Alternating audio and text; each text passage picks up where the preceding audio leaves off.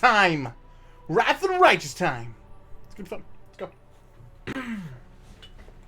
Last time, on Path of the Righteous, lots of people died. That's it. That's what happened. That's the summary. City's under siege, everything's going to shit. You know. Normal stuff.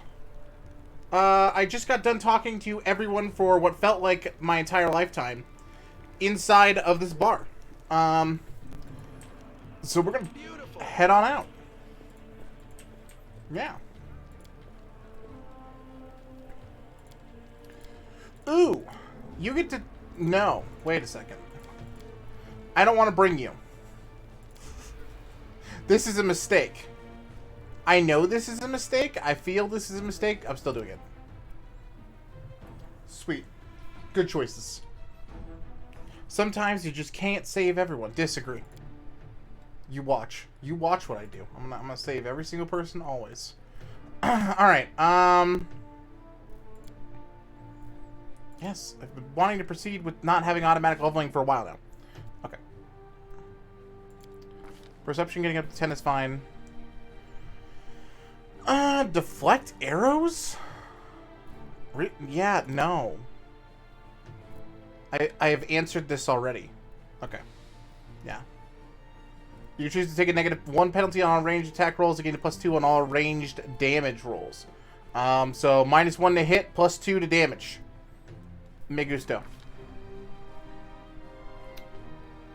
We'll do longbow, because I believe that's what you have right now. As well. Alright.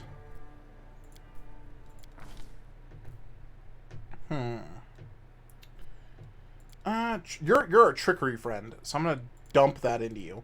And then, wow, 1 point in nature gives us a +7.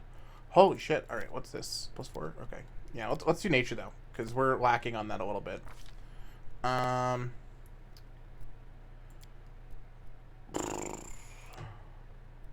Right now you're using a rapier. Let's do that. Weapon focus with rapier, so it's just a little bit of extra. A little bit of extra everything. Well, Haribo, welcome to the stream. Hope you're doing well. Welcome, welcome. Alright. World is great. I'm okay with that choice. I want your AC up. I think that's actually where I want that. You're a tank. Mercy. When a paladin easily on hands to heal damage, the target is no longer fatigued, no longer shaken, no longer sickened. Shaken is gonna suck. I can sense that already. Alright. So we have 2 different pathways we can go, right? The market square, the library, Tower, Gwyrm's Mansion. Gwyrm's Mansion is my first location that I wanted to head to. But that said, this is like right here. I didn't think this is... I thought this was going to be way further. I thought it was going to be like somewhere completely different. Starting here is probably a good idea. And then going immediately here. Market Square also wouldn't be a bad place to stop. So we're gonna go 2 hours. Then we're gonna go down there. Then we're gonna go to Gwyrm's immediately because we're focusing Gwyrm, and then we're gonna go after that. All right, chat. Apparently encoding is freaking out. Are we good? Are we actually good? I'm not sold. I don't actually believe you. Yeah, this is gonna be another one of those things, huh? All right. You sure you wanna play like this, stream? You wanna do this? I guess. Yeah, apparently it's overloaded. I don't know, we'll see. It might just be that screen. Sometimes it does it randomly, just on like things like that. But for some reason, like loading screens. Yeah. What the hell? I'm not. Let's see what we can do. Cobbs is a little funky sometimes, chat. All right.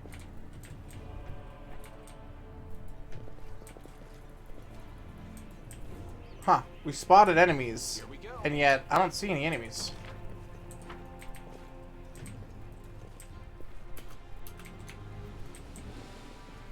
Save the last one for me. Okay.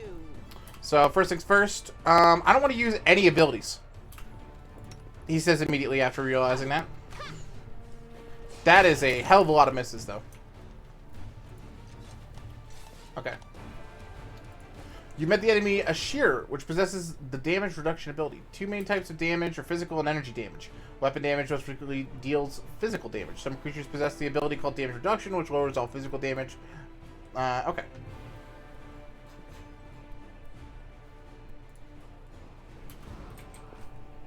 Is that all we had?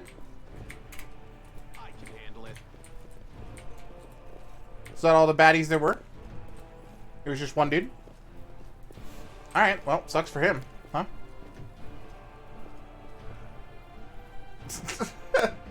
Like, alright. See you, dude. Let's continue. We missed like 8 shots, but that's okay.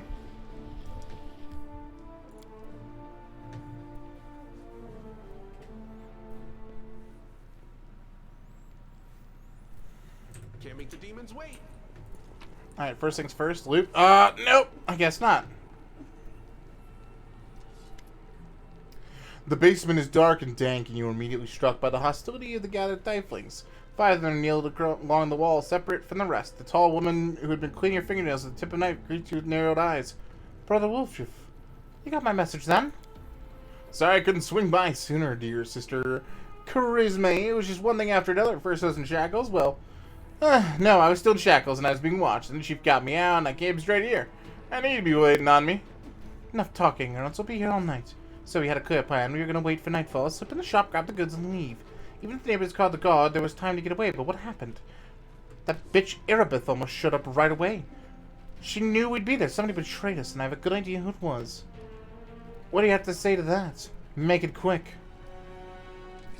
The burden of proof lies on the accuser. Wolfschiff doesn't have to prove anything. Charisma turns to you. He speaks.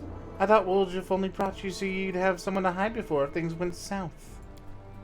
In a single fluid motion, Charisma adjusts her grip on the knife so that she's now holding it by the blade as if preparing to throw it. Burden of proof? Are you the city guard or something? I don't know how it is with your lot, but in the family, the highest rank is always right. In here, that's me. Do you think Wolfschiff knows the name of the traitor? Yeah, he knows the name of the traitor. Every gang that Brother Wolfschiff has been a part of has very quickly come to an end. Their hideout location was passed to the guards, or their competitors found out where they could ambush them. Wolfschiff is the only one who comes out smelling of roses. If you think about it, you'll come to the same conclusion as us. I'd have said that meant that Wolfschiff is cursed with finding friends among losers and screw-ups, but now he's with us. That doesn't mean the curse has been broken. That depends. He was indeed most fortunate to find himself at a party with me. On the other hand, he also ended up at a party with you. Canabras is burning. Why are you squabbling here instead of fleeing the city? I'd be glad to leave the rest, like the rest of my brothers and sisters, but in the family, there's nothing worse than betrayal. And it's something we do not forgive. We don't forgive anyone who lets the traitors off the hook either. If I don't find the rat, my superiors, let's just say, I'll wish I was burning in Canabras. I want to keep living, so I'm going to take a chance. Until I find out who the traitor is, no one is leaving. Well, Wolfschiff, why don't you tell us your side? What's it to tell? About a week ago, Sister Casimir got 6 of us together in this very basement. Me and us 5 over there, Wolfschiff jerks his head to the 5 tieflings kneeling by the wall. She rounds us up and asks if we've got a score. Ancestries and wonderies, and one place that nobody's ever been able to hit. The place is just guarded by a golem. But now, a powerful scroll that would knock out the golem just happened to come into our possession. Only the tip off the shop owner would be gone on a particular night. All 6 of us know a bit of magic, and we know that any enchanted junk will sell for a pretty penny, so we're in. The most important thing was that none of us was going to be hanging around the shop ahead of the job. No casing out the place, no calling attention to ourselves from either the golem or its master. The job was top secret. It's all true so far. Go on. We did everything right! With the locks and the golem, I picked the lock. I remembered it clear as day. Sister Donna was on the lookout. Brother Melrin had a scroll. Toffee, Taffy, Varney brought sacks. Covered the windows with torches. I remember scooping up rings and talking them in the sack, and one right expensive one rolled away from me. Crawled on the table after it. Next thing I know, Erebeth was there. Everybody scampered, but I was still under the table. Not my finest moment. I was going to wait it out, but then those blockheads were dragging me about by my tail and put me in shackles. Took all my rings off me. About 20,000 worth. And add insult to injury, I never found the last one. In the end, they got busted over nothing. So they caught you, you poor thing. Stripped of your loot, and you didn't even manage to stash anything. Because Mara was pointedly polishing her knife. Where's the moon of the abyss, Brother Woljuf? What is the moon of the abyss? It was an amulet. It used to sit on a little cushion in the window of Answers and Wonders. Sterling silver sparkled like a star. Fine piece of work. On one side it was a half moon, you know, a crescent, a waning moon, and in the middle there was this dark crystal, like it was eclipsing the moon. Old man Fjolfman was so proud of the amulet. He used to say, "I'll never sell it. It's a jewel in my collection." Woljuf sighs unhappily.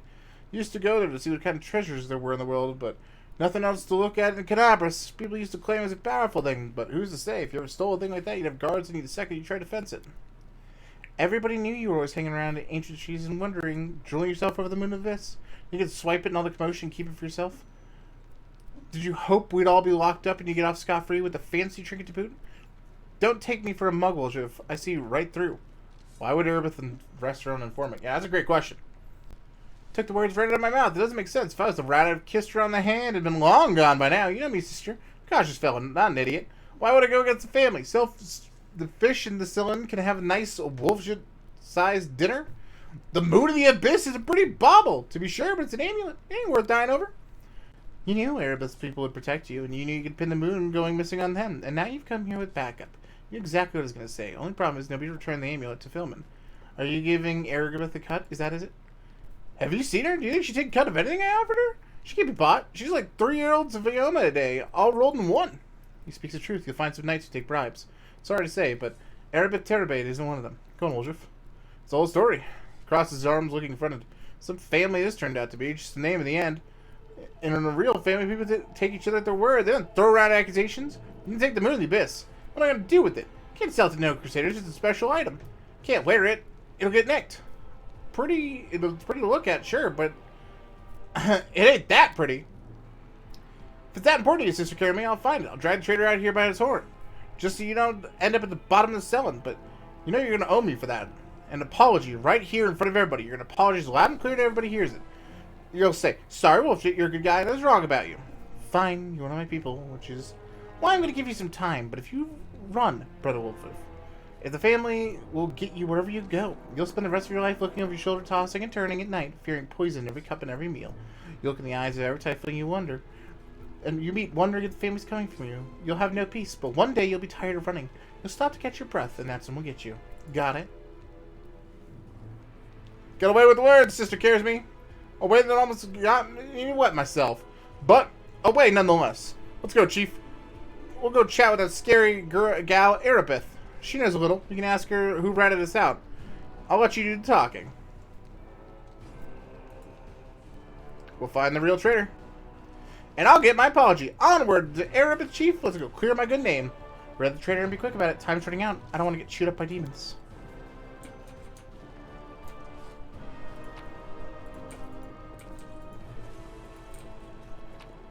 Yum, yum, loot. Ooh. A lockpicker's kit. Hell yeah. Can you, like, talk to all of them?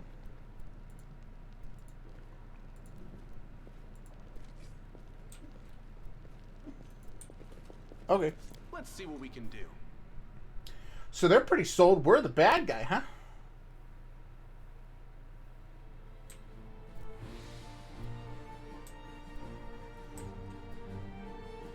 We have to go back to Defender's Heart, so we'll go through here.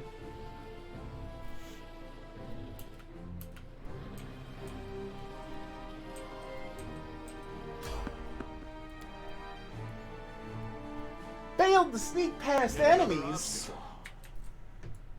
I got this.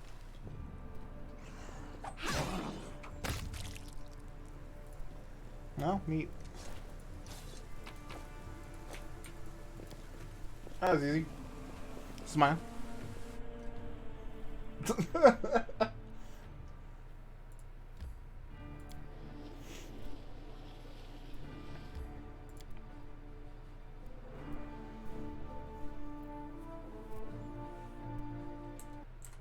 No! Okay.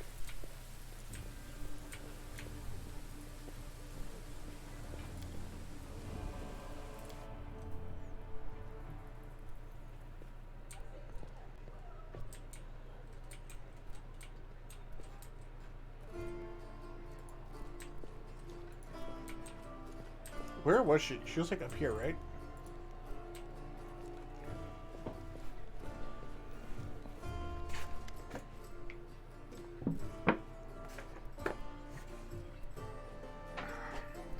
There's a traitor I'm trying to track down. Who's your informant among the Tieflings? Cadavers is threatened by a demon horde, and you have enough spare time to help out Tiefling or thieves? I don't like this, but I hope you know what you're doing. I'll tell you everything I know. I did not see my informant's face. He slipped out of a dark alley, handed me a note, and disappeared. He had a cloak with a hood masking his face, but the long horns, didn't fit under it. There should be a guardian golem in the Ancestral Wonder. Is the shop to try to rob.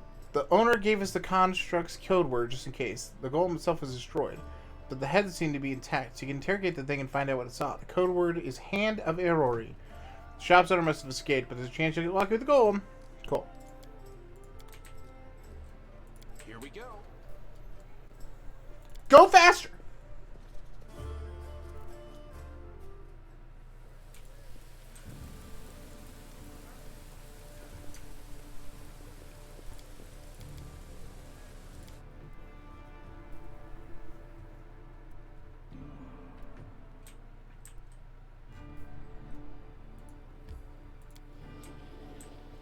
Wow, that journey only takes 1 hour? Continue on. It's cool to have seen it. Another demon horde! Retreat already? I'll cut you wide open.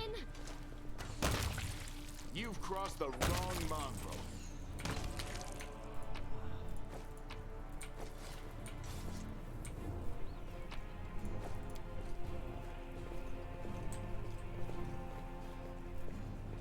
I'm into it.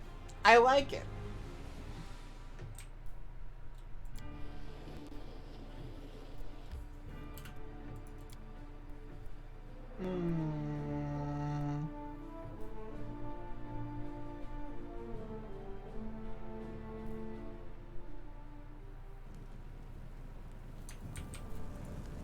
Pretty good, aren't I? Enormous cracks appeared after the magically induced earthquake had struck the land. Did we find The trouble? spirits demand your blood.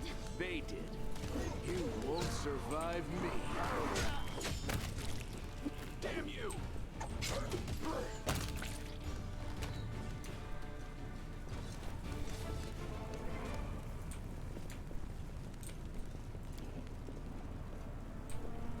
Thanks, Lan.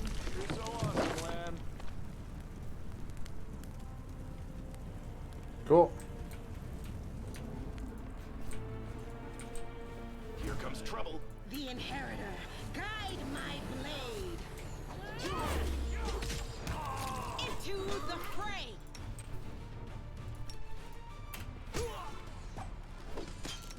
It's a lot of dudes.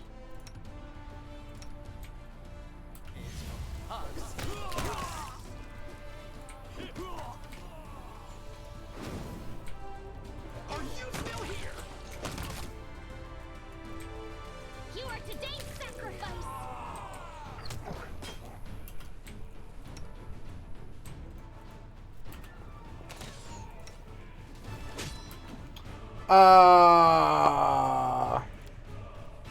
You want to explain where my bardic inspiration went? Thanks.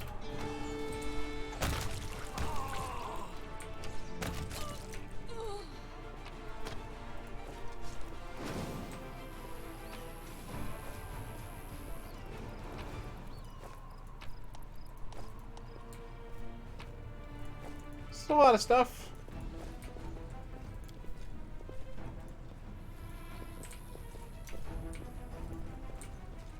Okay. More progression this way, chat.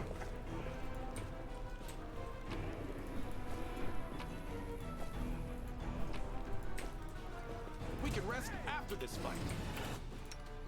Okay. Another bardic inspiration. In your case, I want to charge.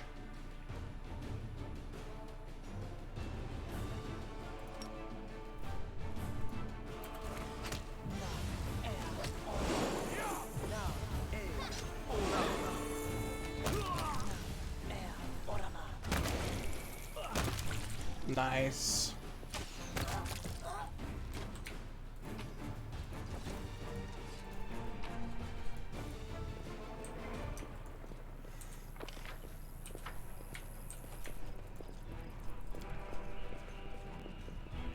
Pick the lock. I hope you appreciate Some more loot this way.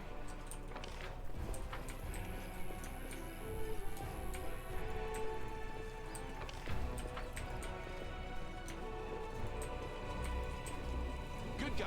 Always win. Quickens. Go for their heart.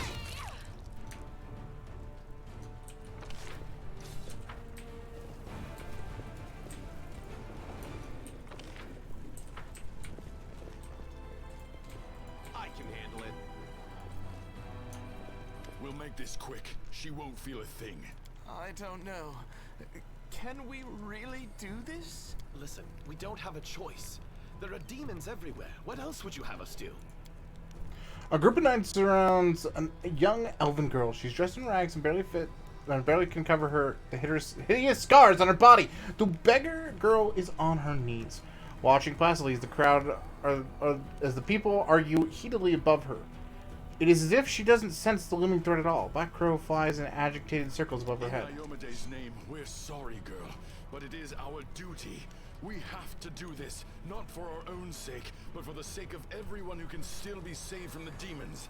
If we don't win this battle, you won't have long to live anyway. Knight brings his sword above the girl's head. They're insane. We've got to do something. I understand. You're scared. You feel powerless. You think this will help. You don't have to justify yourselves to me. Just do what you've decided to do. The girl smiles serenely, as though she's at risk of imminent death. What's going on here? The knight's hands are shaking. Our weapons barely scratch the demon's hides. We're sacrificing this girl to Iomede so we can consecrate our weapons with her innocent blood and gain the power to destroy the spawn of the abyss. It's extreme, but we have no other choice. We have to defend this city somehow, or else we'll all perish, including her. Ah, that's ridiculous. Teachings of Iomedae directly prohibit the killing of innocents. The goddess will curse you forever for making this so-called sacrifice. Exactly. What were you thinking? The goddess would never allow this. Whose idea was this anyway? I think it was yours. My idea? I was against the whole thing right from the start. Who said we needed to make a sacrifice? Wasn't it you? You can't blame anyone else for that. Please don't fight. All of you are good people, defenders of the city. You just made a mistake. The girl turns to you. Please don't hurt them. The little girl is defending the people who wanted to slaughter her a minute ago. She's either a saint or she's insane. Maybe the two together. Hey, I know her. I see her all the time on the street. She's a couple of cards short of a full deck, if you know what I mean. Hi. Remember when we used to play together when we were little? But then you went and got all big. And I stayed the same for some reason. Huh? I played with you? Pull the other one. You did. We played tag and hide and seek. Then you and the bigger boys came up with the game where you all threw stones at me. You laughed so hard. It made me happy too. But then you grew up and went away to do grown-up things. Want to play with me now? The fuck? Love of Tenebris is too damn small.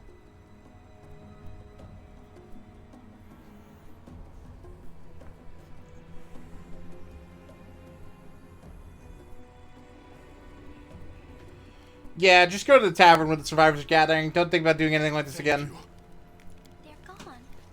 And they all lived. I was sure that someone would die today. So many people have died here already. But we are still alive for some reason. Strange, isn't it? But you shouldn't listen to me. I don't know what I'm talking about. I'm just a silly girl, really.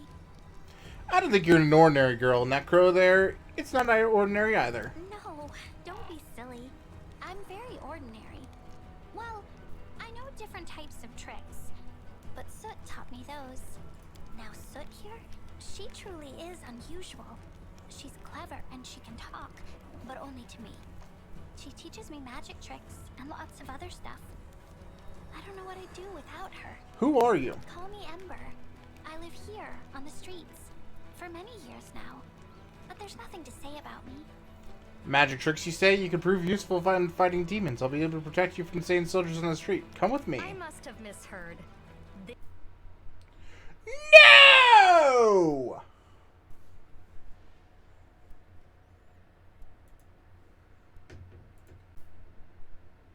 This girl.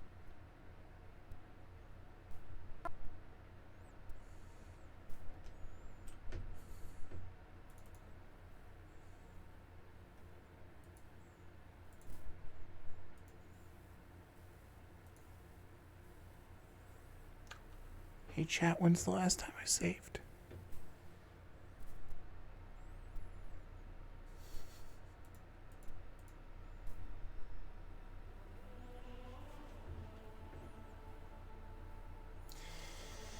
Yikers indeed. Yeah. No, I don't. Now I don't. Fuck! I'm normally the F5 spammer. I didn't do that today. Shit. Double shit. Ah!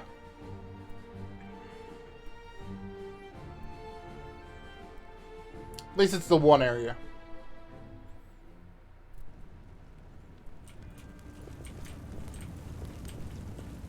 Get another option. The inheritor, guide my blade.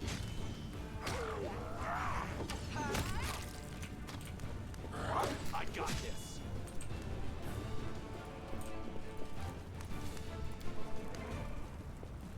The mongrel did it.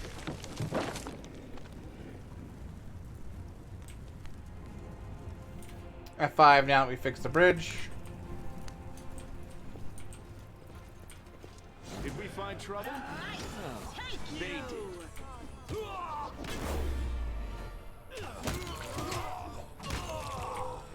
Into the fray. Cover me, all right? Damn you!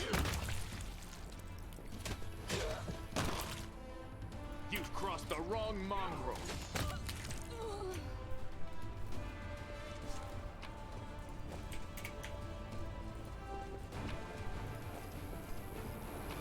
Man, it's not the same loot tables either. Well, I guess it is the same loot tables, but it's not the same loot.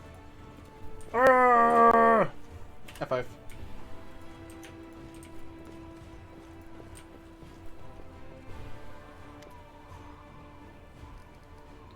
The elf hunched up next to you is clutching a small but deep puncture wound.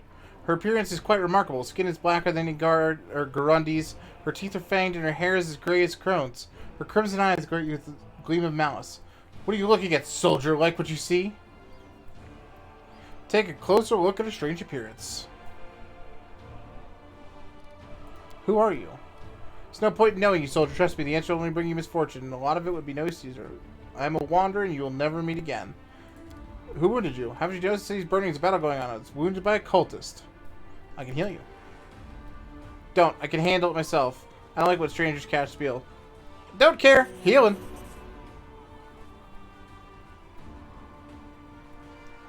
To the abyss with you. The elf tries clumsily to pull away, but the magic doesn't work, and the stab wound on her body heals quickly. Glaring at you, she mutters through clenched teeth. Thanks and everything, but the next person you magic on me without my permission gets an arrow to the eye. What's with your appearance? Demon's handiwork. Okay. My gut tells me it's time I was leaving. It's too dangerous to stay here. Farewell. Alright. Son of a bitch. Okay, back this way.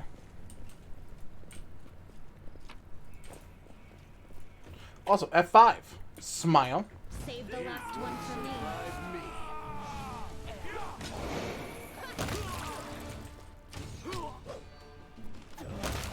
And doing this. Did you see that?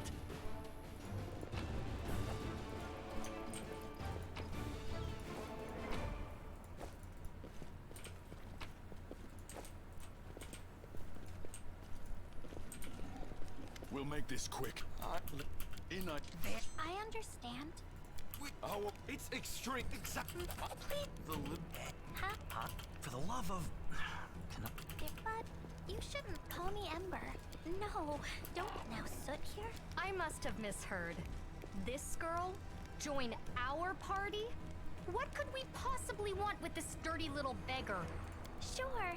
Let's go.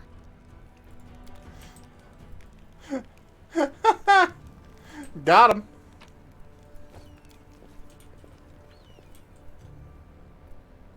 Did we step on their toes as well? Are you still here? I found Might be trap. Might be treasure. something.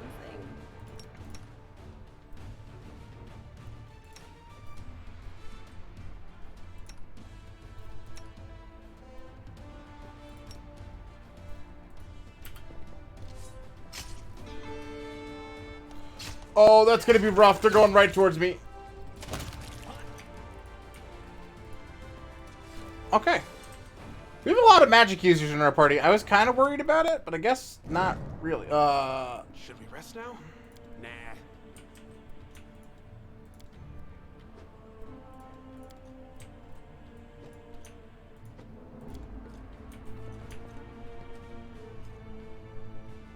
I hope you appreciate this.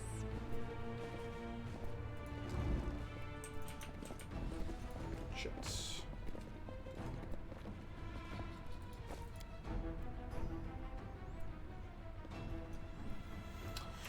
Well, this is a bad idea. Let's finish the summoning. Something wrong here?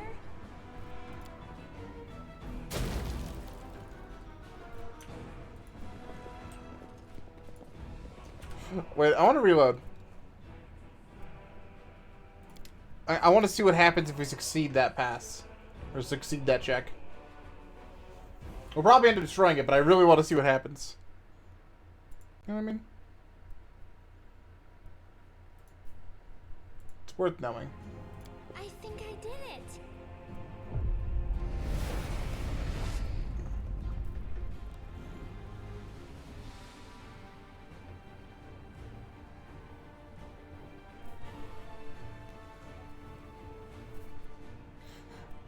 Keep me in here, nothing at all? Oh, that's good.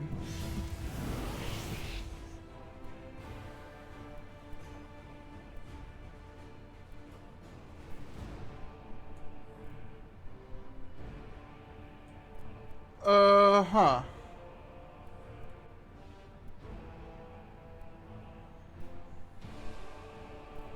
You know, that can't be possibly a bad choice. That seems like a normal us choice, for sure. Bad decisions? Nah, we don't make those. Beautiful.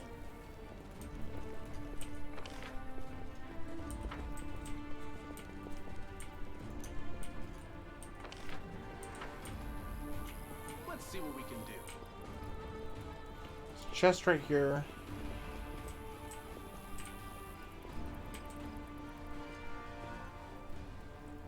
I hope you appreciate this. Okay, now we were working our way back this way. There should be like at least one more enemy like squad. If I remember right, like right around here. Here we go. You've Yep. crossed the wrong Save line. the last one for me. Cover me, all right? Damn you. Stab you or zap you? Why not both?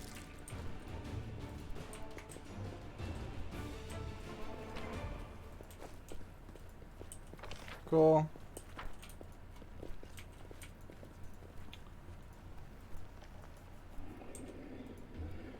Now this entire area cleared out. Let's go here.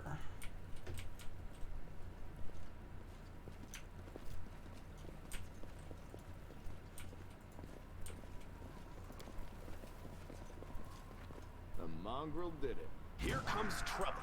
The light. Take you. Surrender or else. Okay. I don't know the what to fray. with my friends. I found Okay. something.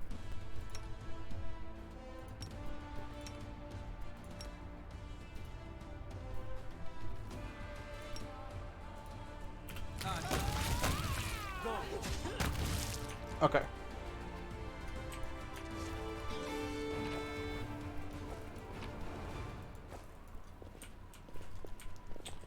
Here's that very delayed cast.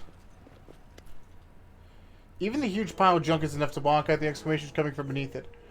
Reveal, O dearest, darling beauty mine, why didst thou guys turn on me, pray tell? Thy husband I called friend at time, but love 'tis like an ocean, friendship as well.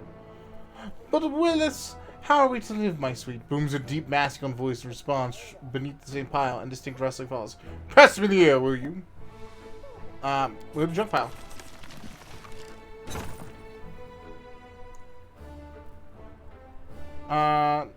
Oh. We got some items, and there's a thing. Door is open now. We complete at the mercy of whatever is up there, if it really is a demon. We don't interfere. It's the power of inspiration, after all. But hand me over the ladle, and that rolling pin. That's good.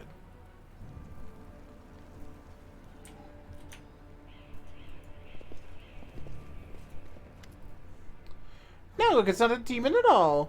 Greetings, kind friend and rescuer. I'm Grandma Grantland, theater director, and these are my members of my company. Queen is a ladle that's one of the props to the malevolent lich performance. The one Tina made. It's a scepter or something. She made it out of my ladle. She wanted to use a broom handle, but I paid to that daft idea, says the dwarf with dignity. Oh, I've seen your show. You're very funny, especially your play where the woman slowly climbs on the chair while singing and then falls off again. Ember claps her hands in delight. Well, it is actually a great tragedy about unrequited love. The chair you see, it represents the tower of rock rising up against the raging sea like a finger of a giant. And the woman, she isn't supposed to fall, but rather gracefully cascade in the swirling abyss below. Just like I showed her 100 times, but I'm glad you liked it. What were you doing down there? We were rehearsing. Our art distracts us from our fear and panic. Really? When I'm scared, I eat. True that too, but our supplies ran out. But art, art is eternal. Can you get somewhere safe? Oh, don't worry about our account. We'll go to the basement next street. That's where Lambkin is. For deems the Lambkin around. Lambkin? Lambkin, says the dwarf earlier. Our male lead. He'll protect us. Don't worry, we know what we're doing. I have to go. Go.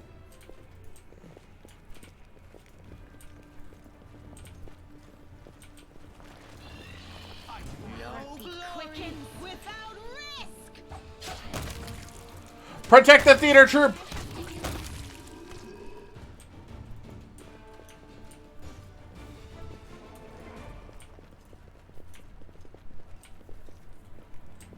Okay.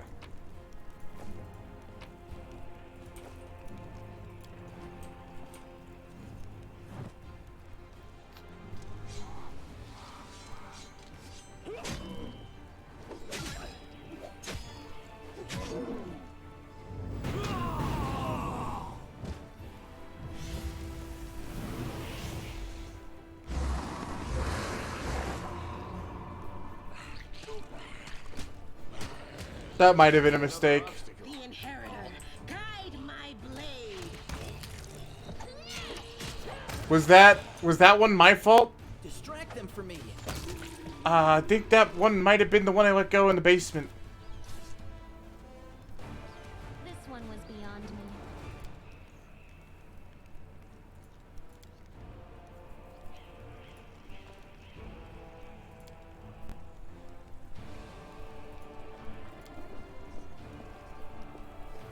Well, this didn't go well. Well, that's good. Got this one. Gray hair, ashen skin, person fell prey to a Nabasu. This demon sucks the very life essence from its victims and transforms them into ghouls. Okay. That's a new one.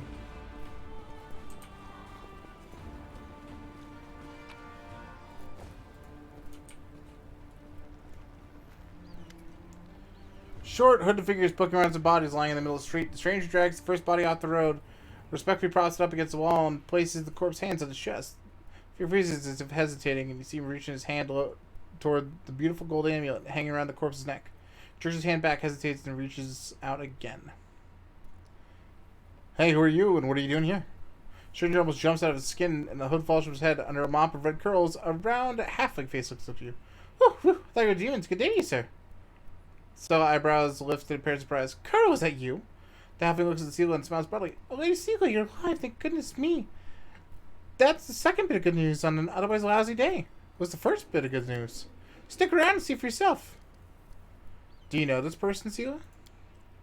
Meet Remy, better known as Curl. He hails from Canabras and he fights in the Condemned. He's one of a kind, a rogue with a heart of gold. Sela smiles and then adds a little more seriously, Curl, it's probably none of my business, but you should ask yourself if what you were about to do is right. Half his cheeks flush and he hides his hands behind his back. I just thought, it doesn't matter. Can you tell me anything useful about what's going on here in the city? I'm afraid not, good sir. I just left Defender's Hearts. Before that, I was holed up in there. Too scared to leave. Although spending all that time with the commander Erebus knows sure was something. She's a strict one. Woo! When she gets antsy. Don't even start. I've had enough of breathing down my neck to last me lifeline. So what are you doing here? Robbing corpses? No! Remy Colonel may be a rogue, but he doesn't loot corpses. I just need to get these poor lads' bodies off the road. My friends and I are on a terribly important mission we need to get through.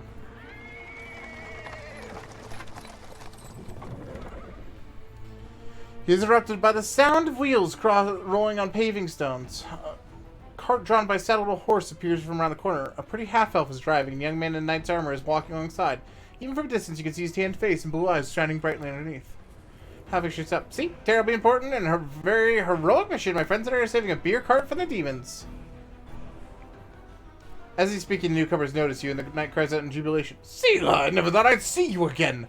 Thought you were headed to the main square. The center of the demons attack. Half-elf smiles warm with Sela. Hey, friend. Glad to see you're right. But when we got separated by the crowd at the celebration, I knew right away there was something wrong. And when the demons appeared all of a sudden, I realized that there was some reason why I'd been so anxious. But I couldn't find you among the dead in the square, so I got my hopes up. It was proved right. So you're the other bit of good news. Girl was talking about. You and John are alive. Actually, by good news, I meant that we'd found the beer cart. Sir Owen and Jana being alive amounts to a quarter bit of good news. What do we have? Yeah, beer! Certainly. Give me your flask, friend. And if you walk with us to the Defender's Heart, we have a little more thorough sampling of the spoils there. Despite the cheerful tone, she looks at you with anxious hope. Jana, there's no need. The heart is very close, and 3 of us will be enough to fight off an attack if there's one. Besides, your friend here surely has better things to do. More important things than carrying barrels of beer. By the way, my name is Ellen. Sir Owen of the Heart Hounds. I'm glad to have met someone who survived this madness. You haven't told me how you know Sela. Say that Sir Owen back at the Defender's Heart. Okay. We'll get beer later.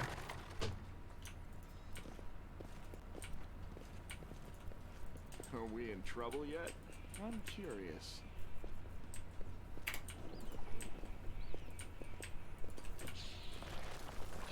Did we find trouble? No. We did.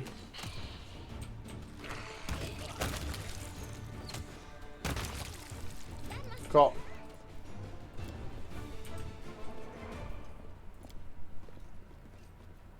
Not this time. Someone ripped the lumps of flesh from these dead bodies. That's good. Did we step on their toes as well? Cover me, all right? Yikers. Why not both? Grab them for me.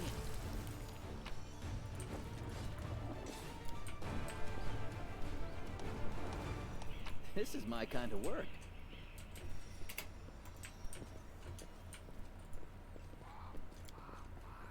Into the house, Chet.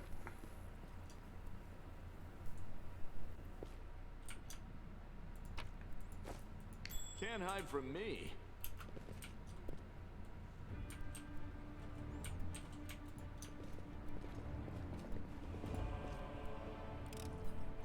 I am helpful, am I not?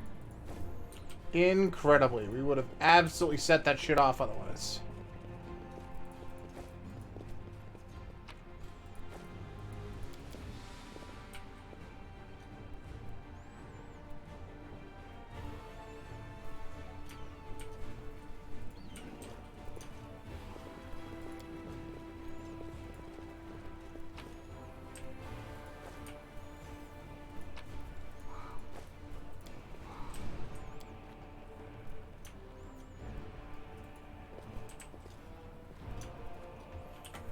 What did I just adopt?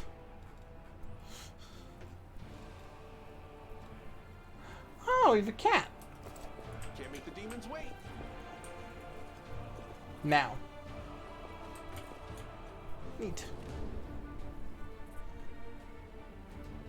Hear me and take heed. The hordes of the abyss march on Canopus. The waters are a target. They mustn't be allowed to capture. The consequences will be disastrous. Thank you, Ghost.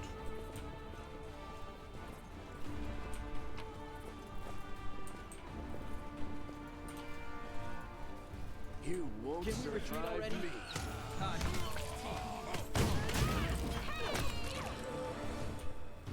Endure this.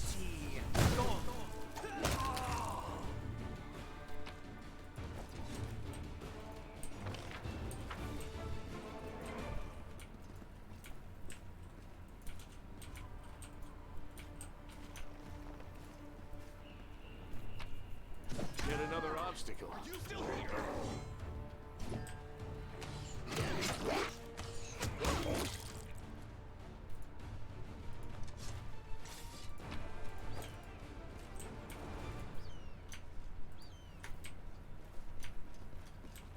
Thank you for inviting me on this journey. Facing countless dangers. Perhaps I shouldn't thank you.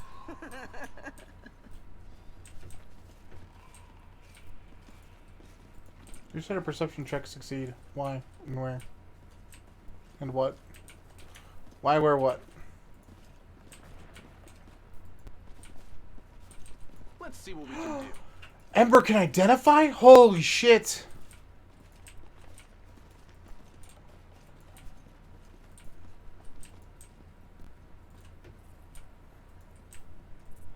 Hi, and welcome to the essential portion of our party.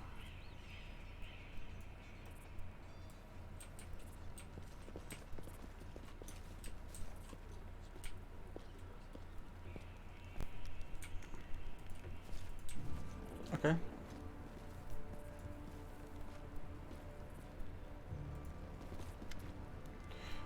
To thank the gods to find someone who's fleeing in a panic! Are you Crusaders mercenaries? The comely half-elf is frightened, so you better get the words out. I'm a servant of Count Darian Kale Nevis Erente. My lord's mansion is under attack by demons. The master himself and all of his guests are trapped inside. The house guards are nowhere to be found. I managed to escape through servant's passage to look for help. Will you help me? The mansion's only stone throws away. And on the next street over. He meets with your gaze with pleading eyes. Count Erente, I've seen a few times from before. From afar, he looks highly audacious. I confess that he captured my attention, but that's neither here nor here. Here nor there. We should help him. The gratitude of a rich, influential man can only benefit us. I've heard of the Erendave family before. This wealthy and noble Mendavian dynasty was almost wiped out by demons more than 10 years ago. The last surviving member of the family, the young Count Darren, has an infamous reputation. He is well known for being a rake and a rogue. Misfortune continues to dog the House of Erendave, I see.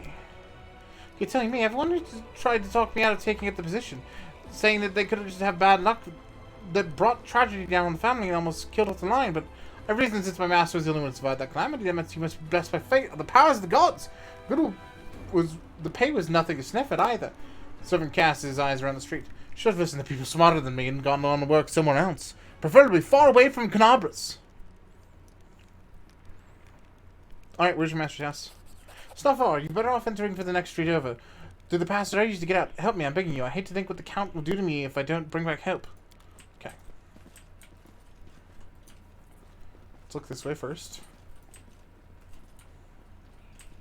Might be trap, might be treasure. It's alcohol. Hell yeah. That's a different kind of trap. I can handle it.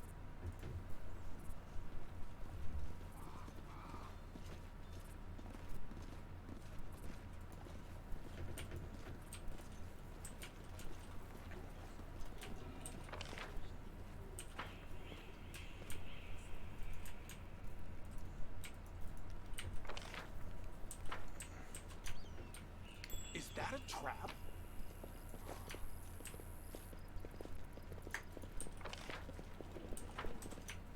Always be ready for the Let worst. me draw the first blood. Make every strike count. Time to share your treasures! Covering well, right?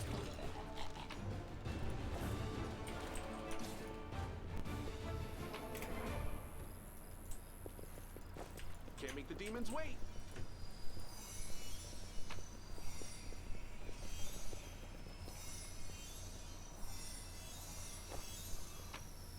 It's a really good bolt.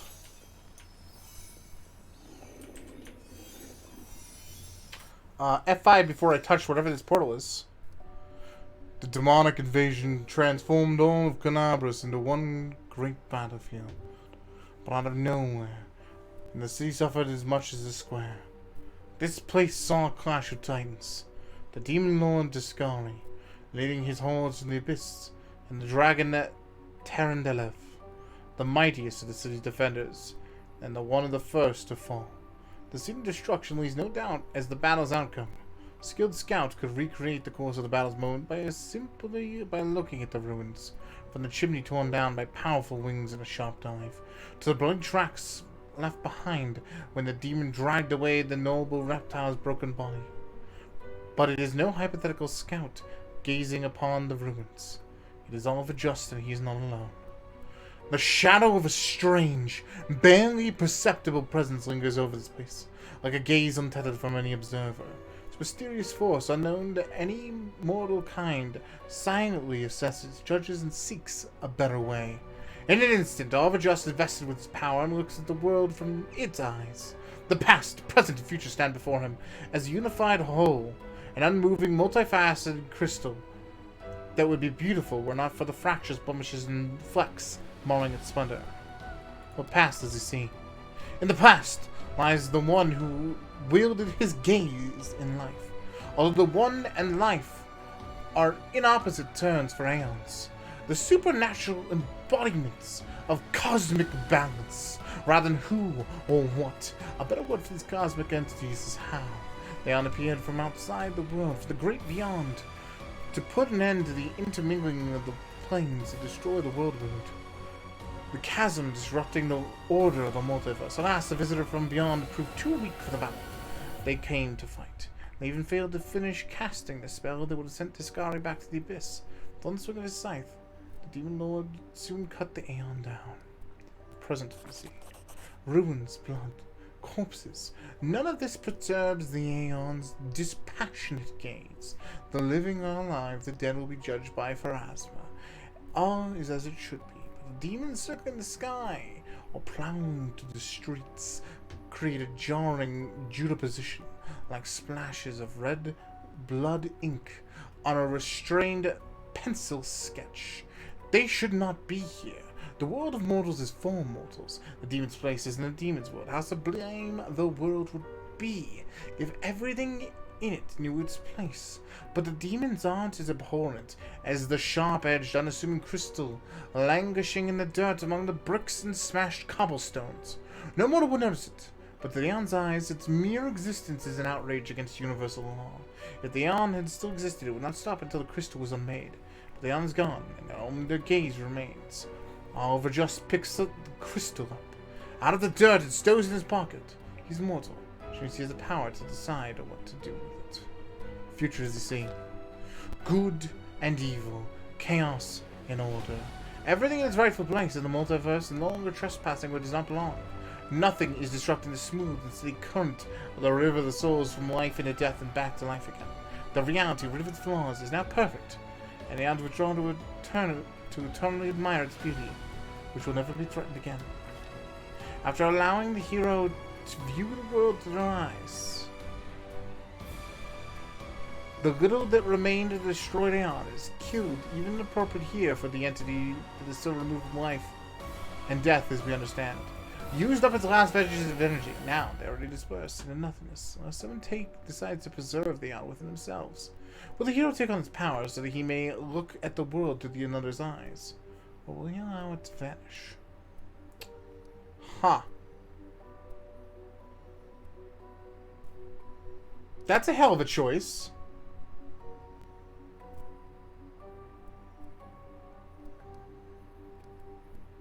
Let's take it. Spirit of the Aeon dwells out of sight, deep in Oliver Just's soul, like a pair of magical spectacles stowed away until the moment when the hero once again needs to look at the world through another's eyes.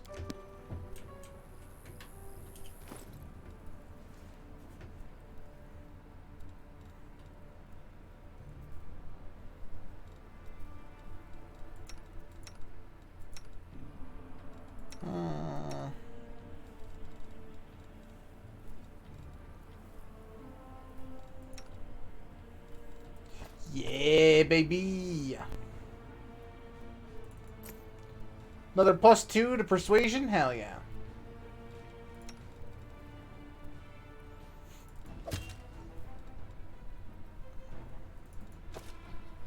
Damn.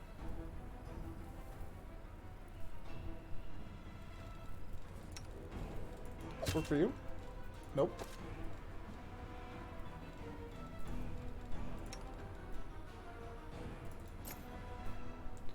That one works.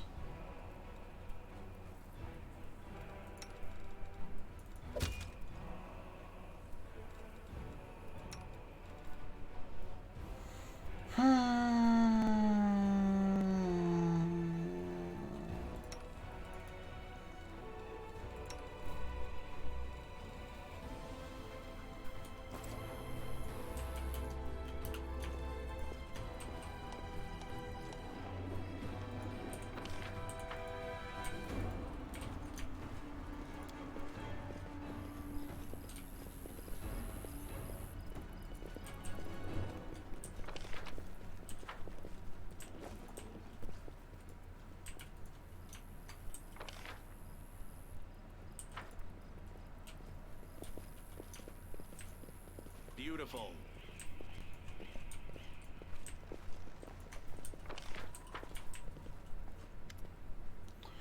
My beloved brother, I admire your zeal, of course. But would you not agree that this is a hardly time to be standing guard over a hole that no one will ever emerge? Or perhaps you're concerned that someone will decide to go for the nighttime stroll and will accidentally fall into it. Such foresight is laudable. But do you really need so many soldiers for such a task? Can't your warriors be put to better use? For instance, fighting demons or clearing rubble with the people trapped beneath it might still be alive. The face of this golden curled Aasimar is beautiful, even about the standard of his kind, whose veins run the blood of angels. His melodious voice sounds cheerful, but bitter reproach simmers his gaze. Don't you dare call me brother, heretic!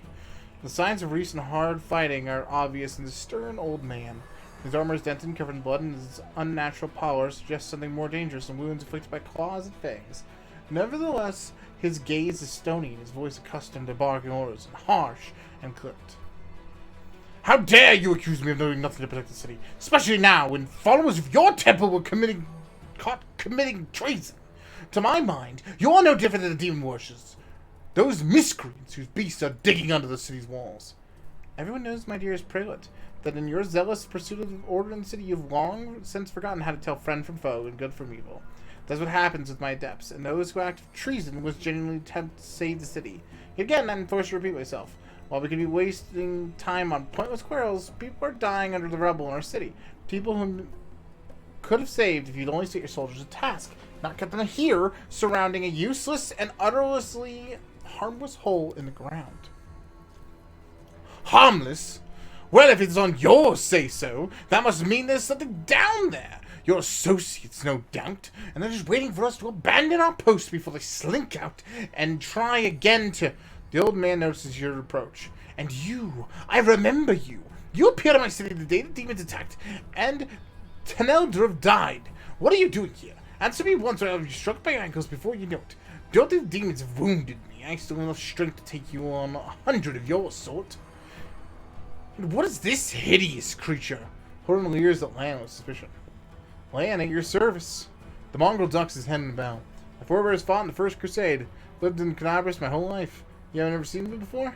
Ah, that's because you don't ever venture into our underground district. We're meaning to complain to the city authorities that our paving stones have been in need of repair for a long time. The First Crusade? So you're a mongrel. You don't know human speech surprisingly well. In fact, alright, let's be off with you. The prelate looks at you. If he causes any trouble, I shall hold you responsible. Come to think of it, you haven't told me who you are. I'm a crusader. I'm fighting to liberate Canabras from the demons. A crusader, you see? I'll be looking into that. You obviously don't know whom you are speaking. I know one who decides who's a crusader and who's a traitor in this city. Horan Sharpug, a president of Canabras by the grace of Her Majesty Queen Golem. City's defenders against threats from within and without.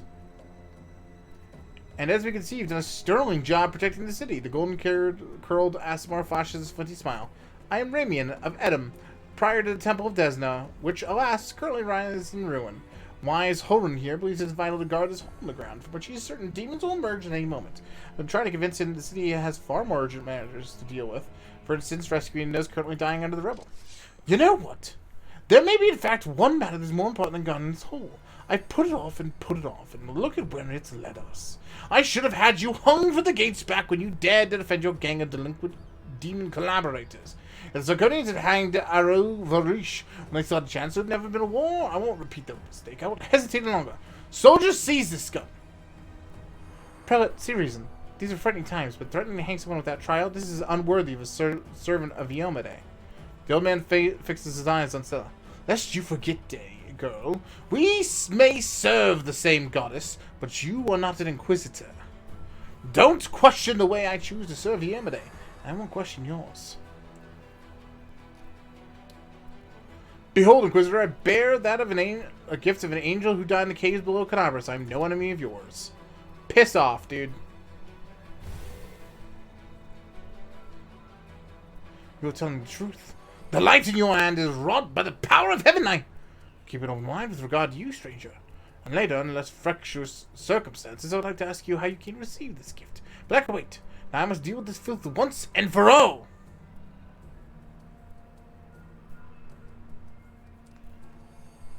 What exactly are you accusing Remy of, Inquisitor? Treason! Not long before the city was attacked, several followers of his temple tried to secretly access the Wardstone and perform an unknown ritual over it. Horan is trembling with fury. The Wardstone of Canabras! The gift from Iade, the bringer of light, wrought by the hands of a herald, the first of in the chain. The followers of that crazy runt of a goddess tried to meddle with it by using the magic after hearing a voice in their dreams. My soldiers had almost caught them when Ramian got in the way, allowing the traitors to go to ground. I made a mistake. I don't have him locked in a cell and interrogated to within an inch of his life, and now the city lies in ruins. It's time to rectify that mistake. Told you before, I'll tell you again. My people foresaw the attack on the city, and they knew the Wardstone was already carrying the seed of corruption was from within. We were simply trying to heal it. I've heard similar claims from before. From now, where was it? Oh yes, something vain. The traitor you brought down in Dresden. The last of the past have taught us a great deal, so I never believed you or your mob's lies even for a second. I was right. Don't lay a finger on him, or you had to answer to me. You're the defenders of what remains of Canabras. You cannot think of doing better to think of anything better to do than read each other's throats in the ruins of the city. You're a fool, Harlan. You're a zealot and a murderer, and you're a fool first and foremost. I told you the Wardstone was weakened. You wouldn't listen. I warned you the city was going to be attacked. You shooed me away. Truth is that my young adepts were trying to save the Wardstone, and you stopped them. Of course, those truly responsible for the tragedy of the demons, but you have done nothing to prevent it. Now you'd rather kill an innocent person, perish yourself, than admit you were wrong. As always, the wave of his wand, the Asimar vanishes. Thanks. Also, hi, Moon. He fled. Heretic, he's no doubt expecting me to rush off in pursuit. But that won't work on me. What about you? If you've truly been walked out by a gift for heaven, this is your chance to save the city. Go back and bring back that filthy traitor. Also, that he and his cronies were trying to help the demons.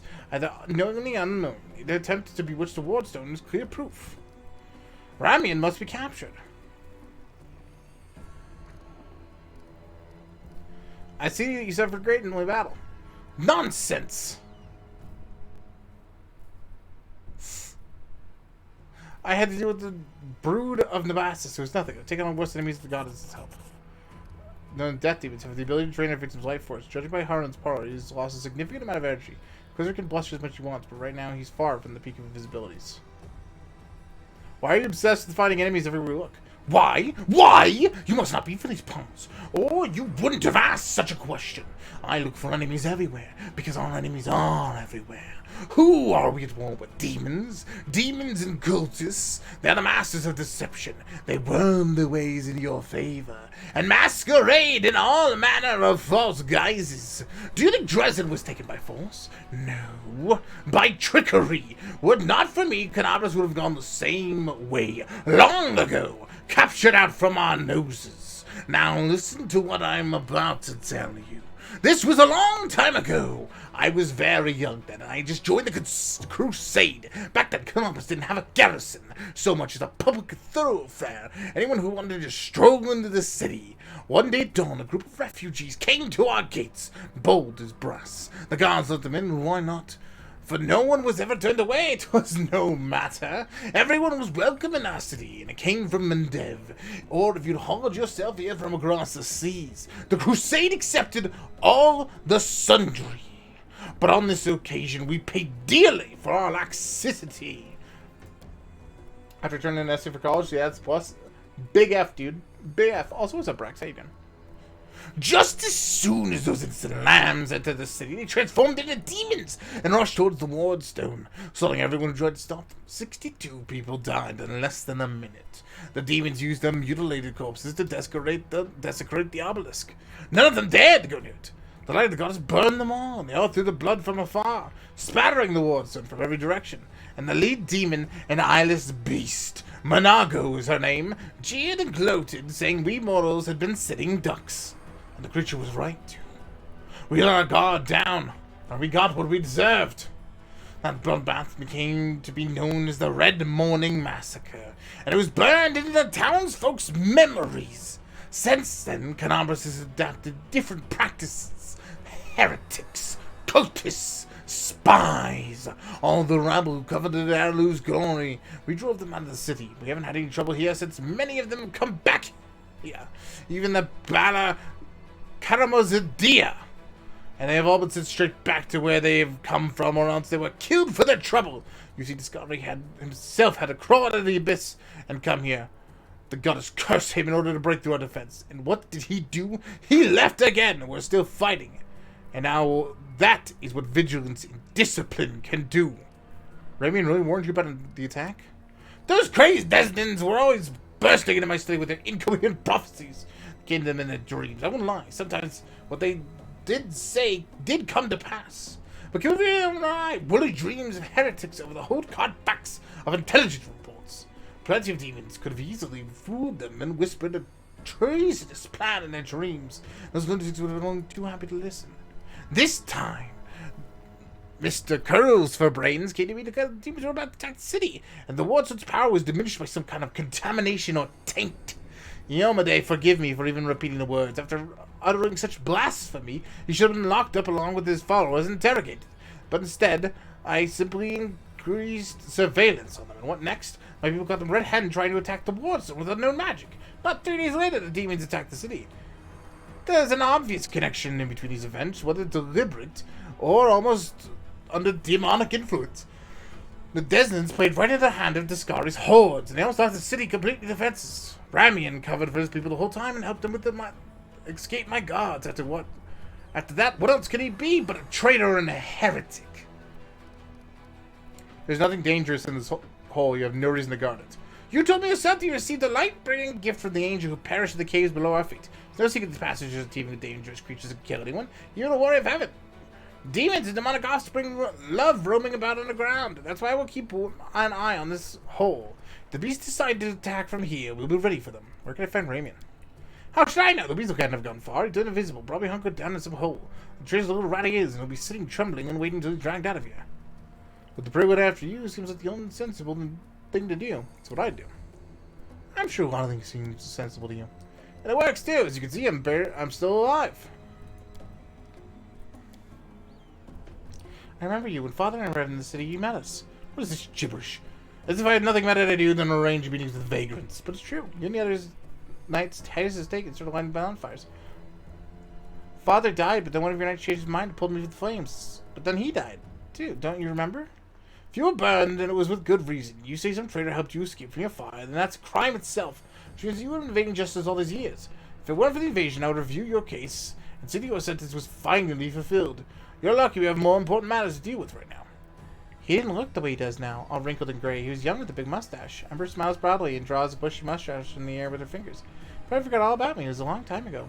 But I want to say one thing. I'm not cross with him. This knight is a true hero. He just wants to protect the city. But he's got things all mixed up about who is good and who is evil.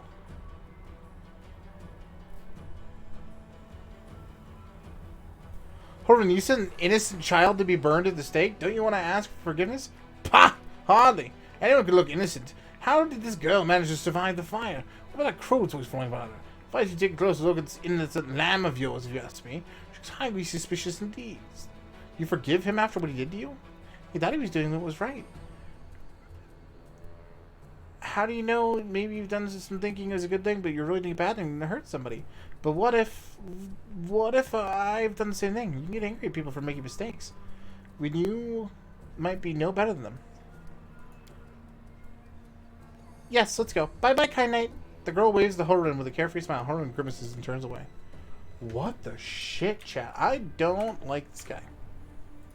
I don't like him at all.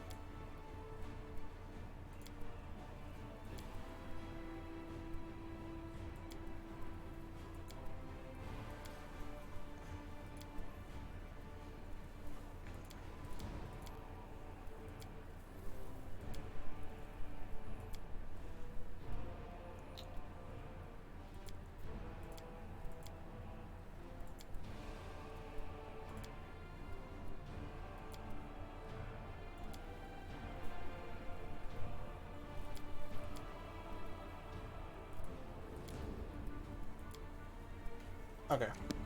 Let's see what we can do.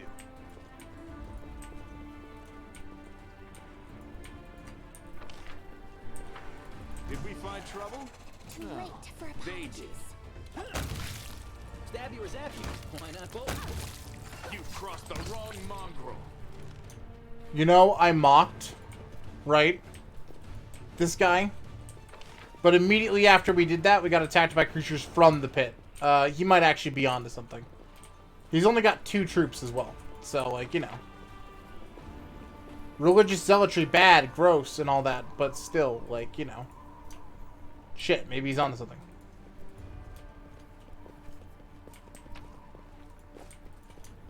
Good guys always win. Do not fear. Do not waver. Oh, these guys are dead. Oh, this is for sure this dude. Okay. Shit. Alright.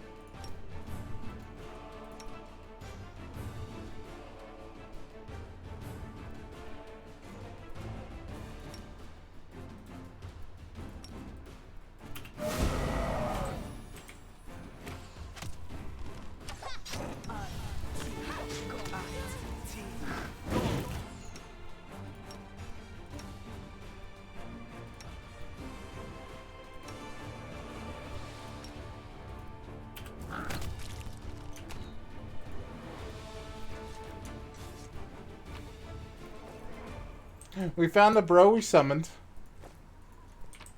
That was a mistake. He killed a lot of people.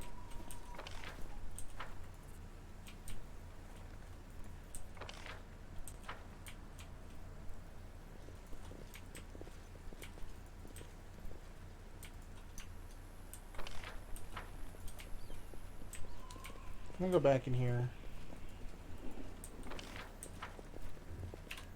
F5. Yo, look at that. That's an item. One for me.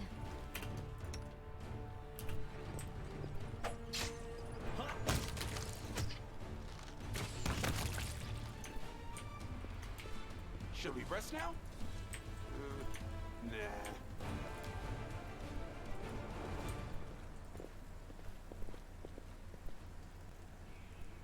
I can handle it. Ordinary weapons. Dank.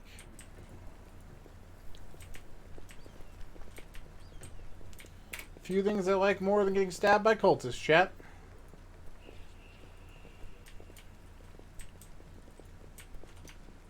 Did we step on their toes as well?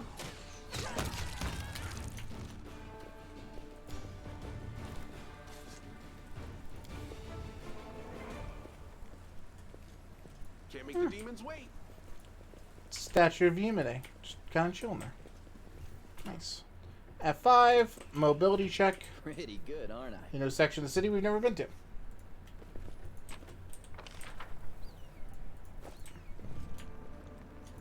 Beautiful.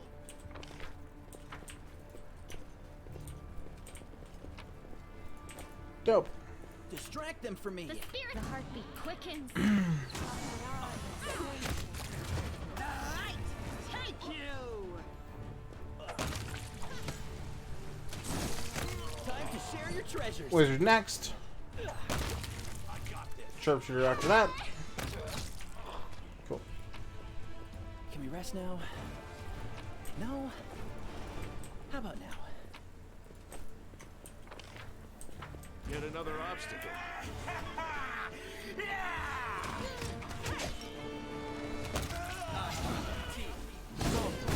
You won't survive me. You are today's sacrifice. Go.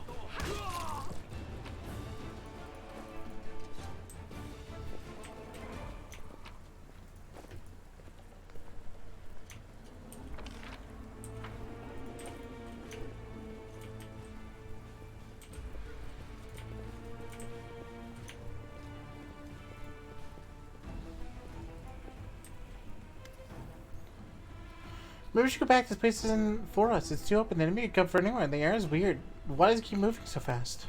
The Mongol strays at the street ahead, gripping his blade and tripping his feet. No. No, one step back. This is our test. Don't look at anything but the target. So you made it. Good to see you all. How's Soul doing? Still waiting and thinking? Well, don't worry. He'll make up his mind soon. You won't be hanging around, hanging out about up ground for much longer. Jesus words.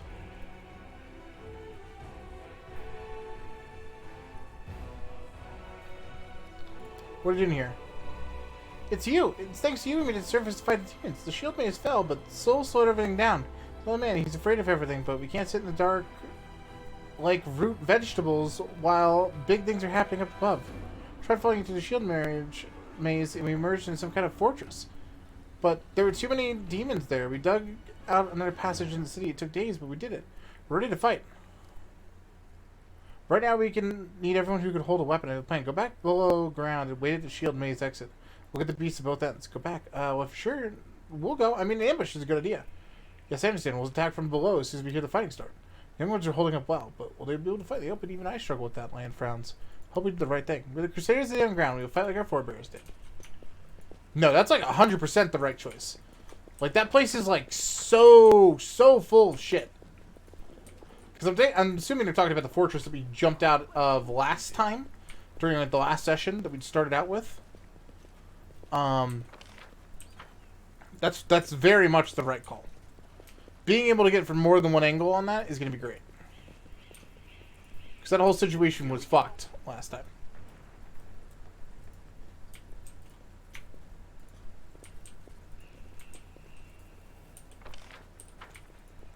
Fucky ducky, chat. F5, we'll get another hard save. I would like to do a lay on hands on Camilla really quick, though. Before we get too far.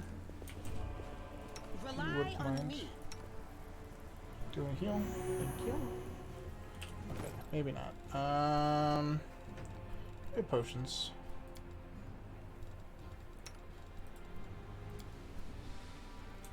Cool. I can handle it.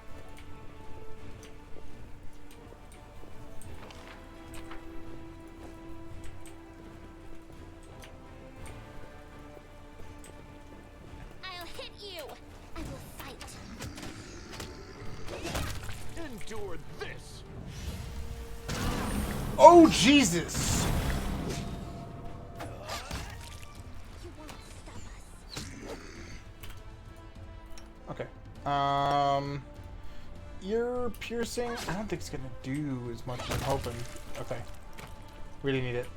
You've marched me to the bones today.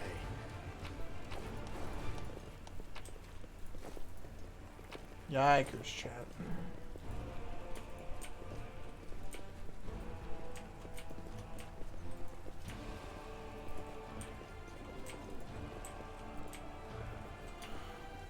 We got the chest. What up, Vincent? How you doing? Alright, let's go into the house. House, graveyard area, and then move on from there.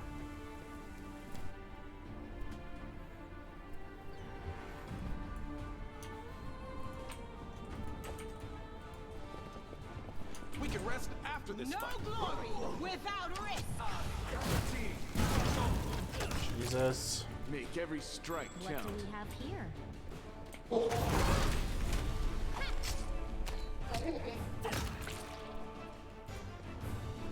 I must rest to fight another day. I am helpful. Am I not? Ooh, no, you are. It's a scimitar.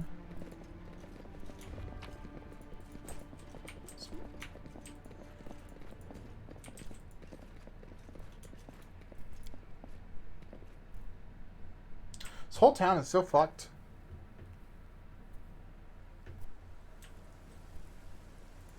All right. Oh, it was the work of a pyromaniac demon. Boy, wish I would have known that before we decided to step into that house.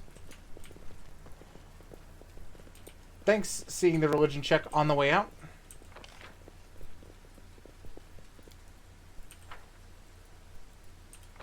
Okay.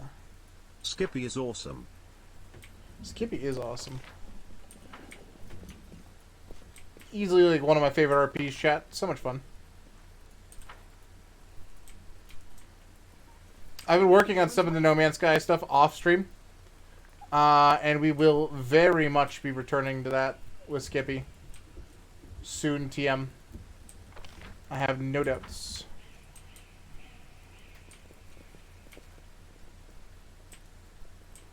Just works. This is my kind of work. Mobility DC 13. Also, thanks for that support, though. Much appreciated, friend. Alright. Into the house. Wait, did we do the into the house? No. Temple of Desna. That's probably where the Aasimar went, too. Now that I think about it.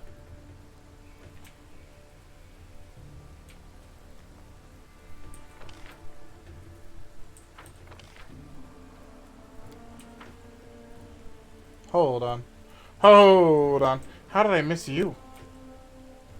Hi there, stranger. Stranger danger, chat.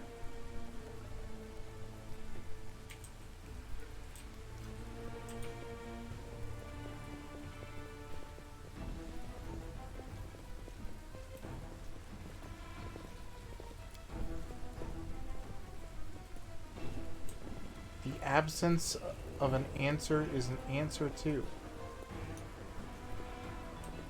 Uh-huh.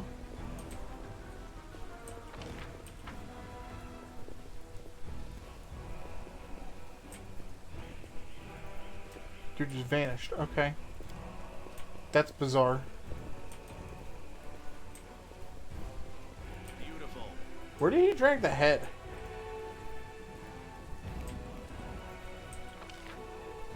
She drag it off and like... Okay. Yeah.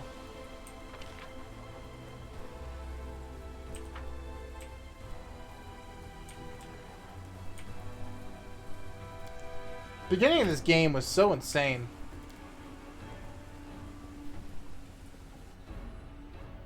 Alright.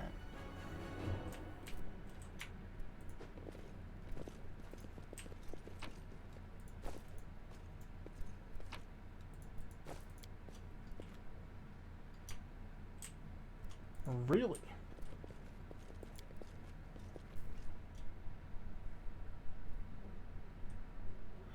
Okay.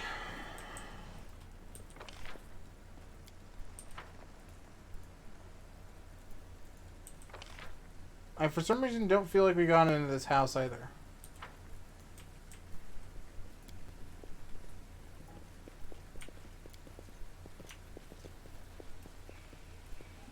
Let's see what we can do.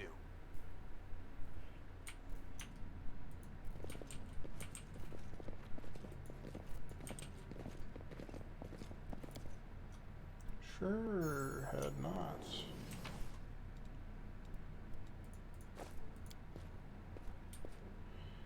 Kafka, they died before they could draw their weapons. Thin layer of ice slowly melting. Let me draw the first blood. Are you still here? Sneaky little shits. Surrender, or else!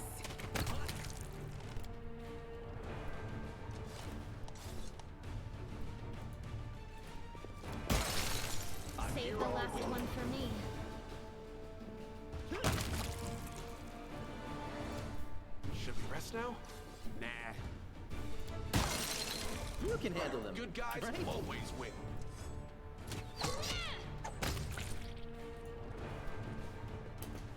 Alright.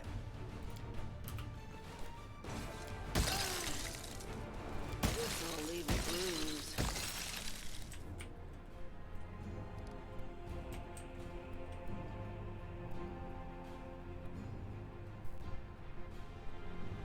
I'm all right. I'm all right.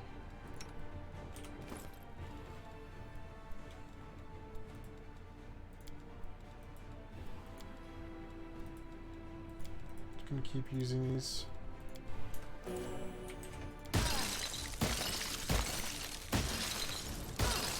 This'll leave a bruise.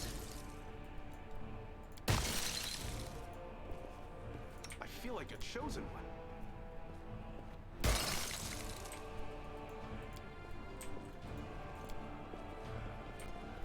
I'm guessing we can't actually clear the rubble. And all this is just a fucking debate. Which is so frustrating. But alright.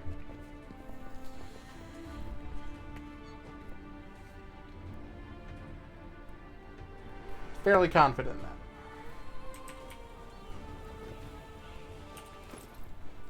that. Alright, so let's use the potion a little bit.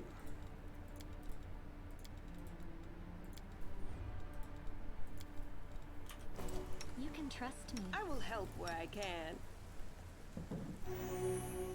Who? Me? Okay. Besides that, everyone's pretty set, honestly. So I think we'll finally just actually exit the area. Will not save.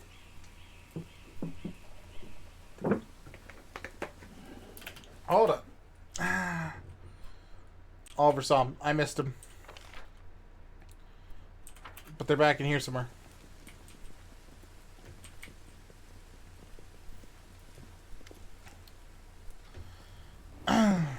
So you found me. I have no one else to run at your mercy. Kill me if you wish, but I ask for you to hear me out first. Did you really know about the demon attack before it happened? I did. We all have a secret ally in the enemy's ranks. No one knows who this brave soul is, but she's been feeding us information about the demon's plans. These dispatches have been coming to us from the most reliable channel bestowed to us by the great dreamer herself. They've come to us in dreams. Prelate Horrens brushed them off as meaningless reveries, but, well, I admit, it isn't always easy to distinguish our allies' messages from ordinary dreams. But even ordinary dreams are gifts from Desna and are always worthy of attention. The Prelate, with all the Crusade leaders for that matter, should have put less store in reason and more in intuition, inspiration, and spontaneity. What's more, not long before the attack on the city, a blind elf who calls himself the Storyteller arrived at Columbus. This wanderer was not merely a collector of legends, but a scholar of the unknown. According to him, the wardstone in our city was the first and most important chain of wardstones, weakened since long ago, and was teetering on the brink of corruption. It seems that the Red Morning Massacre and the demon attacks, even the ones we fended off, did not leave us unscathed. Unfortunately, the Prelate did not wish to listen to the Storyteller either. We're lucky he wasn't burned at the stake as a heretic. He had such vital information on our hands, information that could save the city, but no one cared to listen all the way up to the catastrophic end. Not all dreams have benign origins, where dreams are sent by demons. In different time and place, perhaps someone could have been the victim of false dreams sent by the monsters, but here in the war with the Abyss, the goddess is keeping close eye on our most faithful followers. I have no doubt that if a demon tried to intrude upon the dreams of any of us, Desna's punishment would have been swift. Okay, what about the rituals? With my attempts to open Holden's eyes ended in failure, a few of my young adepts resolved to take matters in their own hands. They did not consult me before doing so, but I have never demanded iron discipline from my priests. I'm commanded to have subordinates, but pupils and fellow worshippers, I can only inspire them, I cannot command them.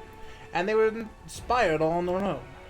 In other words, you got to preach whatever you want, you got to take any responsibility for your flock. You really got it made. For pity's sake, how can I be held responsible for the actions of others?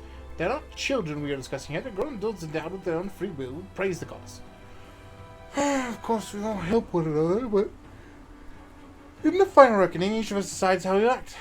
And each of us must answer for those choices. They're no insolent. They only wish to access the wardstone in secret and try to cleanse it. But to Horrens became perform a suspect ritual after hearing even more suspect voices in their dreams. Children wanted to save the city, but the Inquisitor detained them and almost had them killed. I did evade. I used my authority and my powers to give them a chance to flee. If they hadn't gotten away, they were destined for a cell in the Pillaged dungeons and quite likely death. Why are you and Holden feuding? Oh, I'm not feuding with him. I sincerely wish only the best for a man. In an ideal world, he'd be far away from the front lines, enjoying a peaceful retirement. But even if that isn't possible, I've always tried to help him fulfill the mission he's taken upon himself, which has proved fatally ill-suited protecting Canabras against demons. Unfortunately, he's convinced that the followers of Desna are heretics and saboteurs. He refused to listen to me, and it was only the nightly orders that deterred him from including us in his witch hunt. Now there's clearly no one left to send his way. He's finally free to get rid of us once and for all. Okay. Is there a chance you can resolve your conflict? I don't know. Howden's faith is truly formidable, not only by his faith in the Yamada, but his own infallibility. In other words, he's as hard-headed as a rock troll, and so doesn't use himself to his hope. Talk to him. Try to explain we are fighting the same side. If he attacks you, disarm him. Bind his hands, but I beg you, if at all possible, please do not kill you. Okay.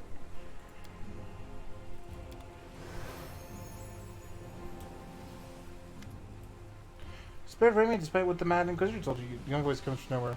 Hang on, I fractured mid-spell. I hope Horn's dogs are acting nearby. So you went designated apps to try to break in the wardstone. Yes, Animal Ikes. Kirk designated one of those who answered the call, the voice in dreams. Some unknown person made contact with us through our dreams, telling us his demons' plans. We learned that the demons were planning on attacking Canabras, and saying it was horrible, it's terrible. Okay, we got it. We understand. Our plan was to get to it and follow our instincts. There are 3 of us, a cleric, a mage, and a bard. 2 of us we know a lot. We're capable of a great deal, and we had enough time. I would have sure been able to find out what was wrong with the wardstone and how to heal it, but they didn't give us time. Yes, the local commanders got roped in dealing with us. Some idiot kids trying to break into the wardstone. Apparently some of ours. But who even knows these days? There's no evil in you, I could sense that, but what you do is stupid and impulsive, and someone could have gotten hurt. I know from experience. So you lot decided you needed to do something right away. So you did something right away. Great work! Like the city authorities would have done a better job? They weren't going to do a thing, even though it sounds like they knew about the danger. All they knew is that some crazies had a weird dream. But anyway, it's a little late to be trying to pin the blame on people. How'd you come up with the plan? How can we not come up with that plan? Listen, Desna is the goddess of luck. Okay. Trying to help. Can they punish you for trying to help? Is that allowed? Sometimes it's even necessary.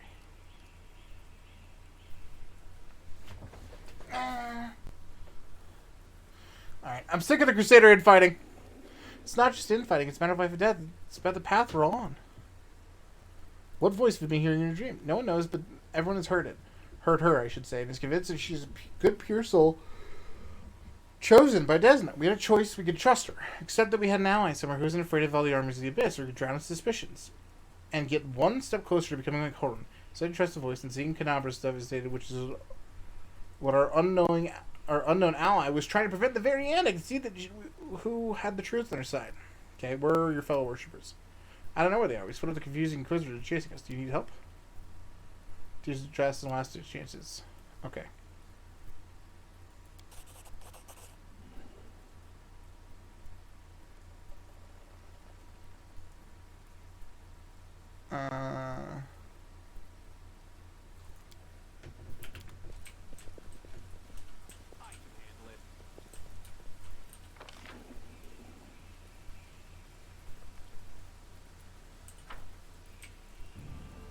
I think he was right here.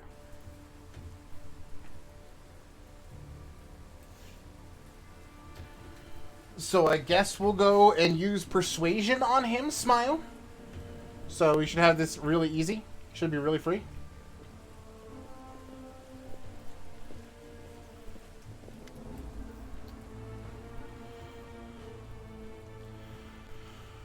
Alright, I talked to Raymond. He's not your enemy. He only wants good for Canabras. Says his words is an admission of treason from anyone else, but I don't wish you to draw my weapon against he who's been given heaven's gift. Well, as long as you don't do anything worse than conniving with that rabble-raiser raven.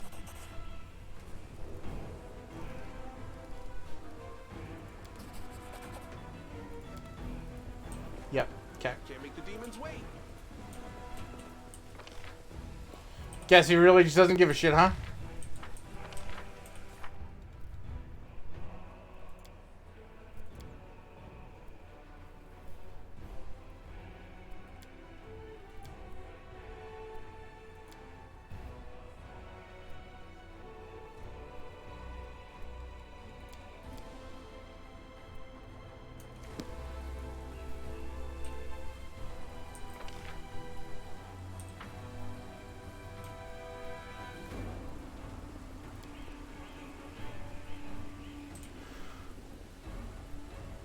Oh, this is right where I fell.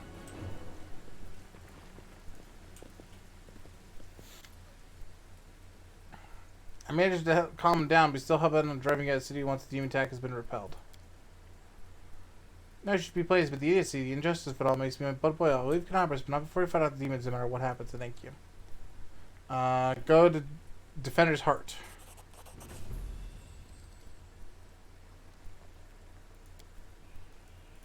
Cool.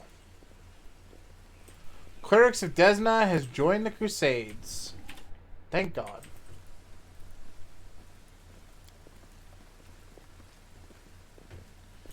Your inventory's weight is too great. I can't travel.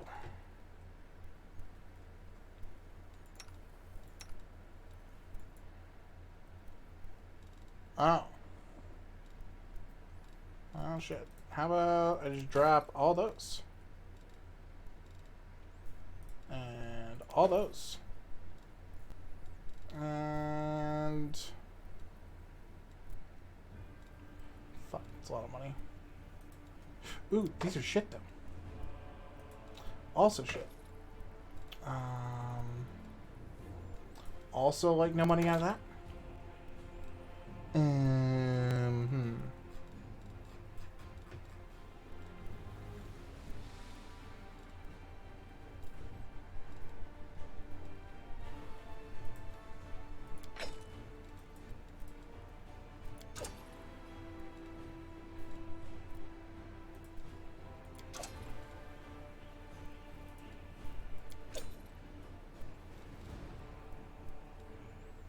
Armor sells for a hell of a lot in comparison to the rest of the stuff.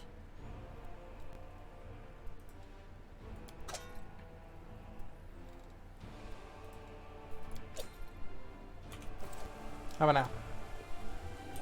Nope, still too much.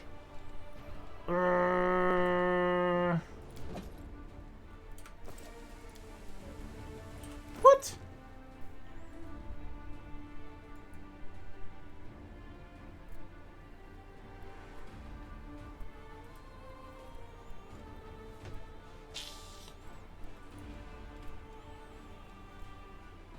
Trying to say I have to get it down to like 750.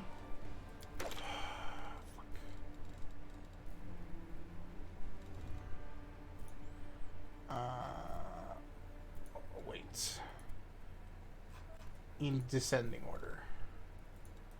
Heavy shield, drop, easy. That's a shit ton of cash. I'm not dropping that. This guy, sure. These guys, sure. This, sure. Longbow, sure.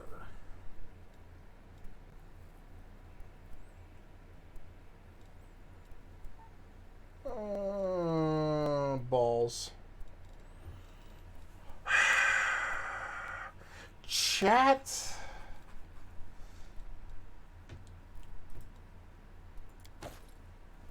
Oh, I gotta be so close. Okay, how about the chain shirts? Okay, we're good. We're good.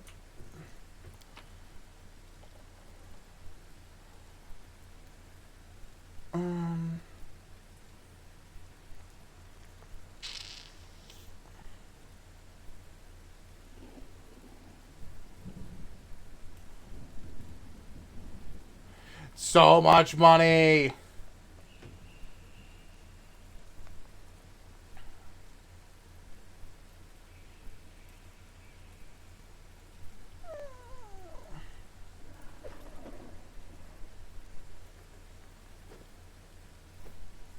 That's fine. That's fine. We're gonna go sell. We're gonna go sell. Otherwise, we're gonna be damned to never like actually being able to move.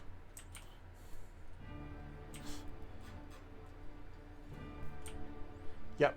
Yep. It's 2 hours. We're fine. Somebody on the road? Okay.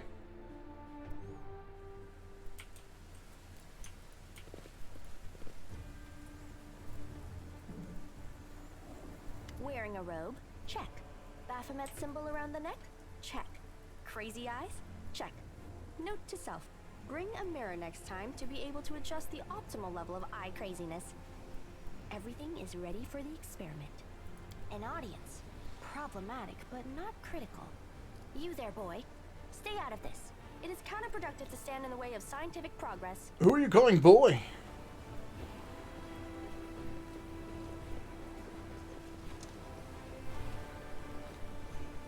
Who's that? I don't know her. Greetings, boys and girls. I am your sister in sin, a devotee of Lord Baphomet's dark will, and so on and so forth. She looks like one of us, but she talks kinda weird. Who's there with you? Who? Oh, them. Just an audience. They don't matter. Consider them a supplementary component of the coming experiment. Oh, she's passing by. In the name of our Lord Baphomet, please be so kind as to undertake a little test of your competency in our wicked cause. Let's start with something simple. So here's my first question. What is Lord Baphomet's favorite weapon? We will not answer to you. Our lord can wield any kind of weapon. He is all-powerful. Wrong. He wields no weapons at all. He doesn't need any. He just gores his enemies with his horns. Actually, it's Acer Gold glaive made of red adamant. That is correct. But still, boy, no prompting, please. This experiment has taken quite a surprising turn. I would never have expected the followers of the great Baphomet to be baffled by such a simple question. Fine. Let's recalibrate the difficulty and proceed with the next question. Please name Lord Baphomet's sacred animal. A bull. Of course, everybody knows that. Yep. And a cow. It's an Aurochs, as a matter of fact. I'd like to ask you to stop prompting them, but it seems they could do with a prompt or two. It appears the experiment has yielded results which are as unexpected as they are incredible. Baphomet's cultists have not the slightest idea about who Baphomet really is, let alone any in-depth knowledge of his ideology or philosophy. I'm positive that this news will cause a sensation in widest scientific circles. Damn it. She's right. I'm a shitty excuse for a cultist. And my mother used to tell me to become a plowman. Hey, take it easy. We've only had 2 questions. You there, come on, ask another one. We'll get the next one. Ask them some more. They might be able to manage it. Is there any sense in continuing? You cannot answer the simplest of questions. I am ashamed of all of you, as cultists and as individuals. Please, ask again. I can answer. I'm sure I can. How do you spell Baphomet's name? B-A-F-A... Oh, screw it. To hell with Baphomet. I thought it was gonna be fun, but instead there are all these questions. I'm done here. I'm going back to my home village, back to my mother. Hey, wait! You there! How dare you stir up discord in our ranks? Grab her and tie her up, and her entire entourage too! The experiment is complete. Unable to deal with the questions, the cultists decide to deal with the examiner instead. A typical reaction for a person who has never been burdened with any intelligence. Now you're gonna start hitting each other, aren't you? Please, proceed. I won't interrupt. They will break Too late against for our apologies. resolve. Into the fray! The inheritor, guide my blade! No glory without risk! My Catalanto could do better. The absence of an answer is an answer too. Is it because we talked to the stranger?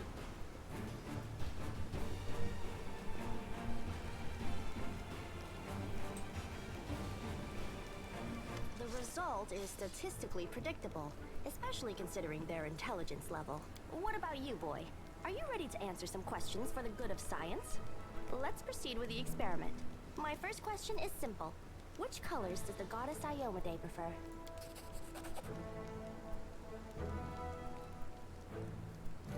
Red and white. This answer is correct.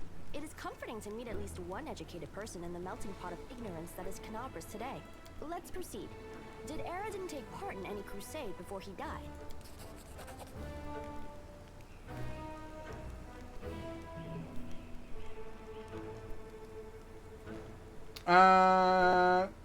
Yeah, no. Your answer is correct.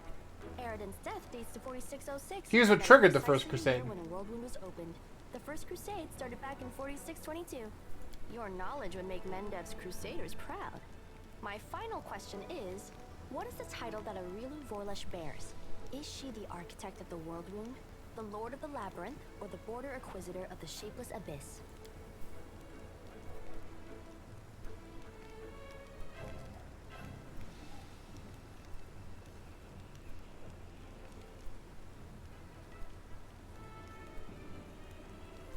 She's the architect of the world. That's correct. I had to think about her for a second. She was the one that they were talking about last session for a while. There was like the person that opened it and it disappeared. Now she's like somewhere high in command. We've never seen her again. It seems to me that I owe you an explanation. My name is Nenio.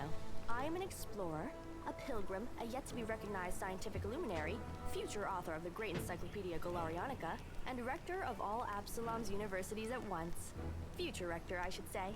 I also know several spells. Why do you keep calling me boy? I have a name, you know. I apologize for an injury to your ego, but your name is irrelevant on the grand scale of the universe. Thus, it cannot possibly interest me. I will forget it as soon as I hear it. To avoid unnecessary confusion, I prefer to not know it at all. Now, can you finally tell me what you're getting at with all these It questions? is so heartening to see you strive for knowledge.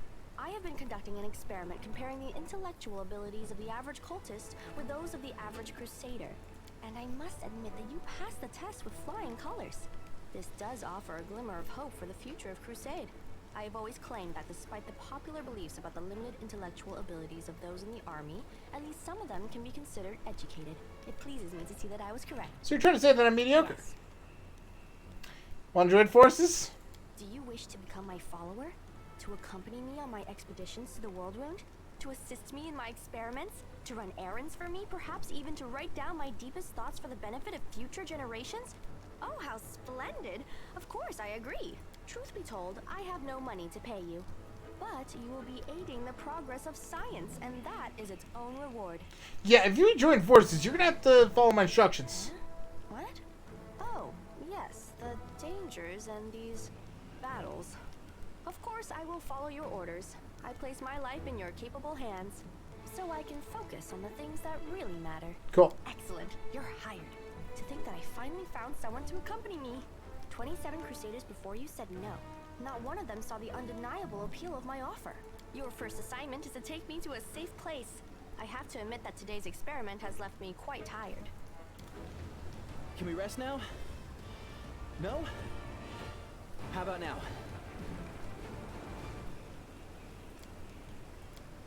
Yeah, I'm good.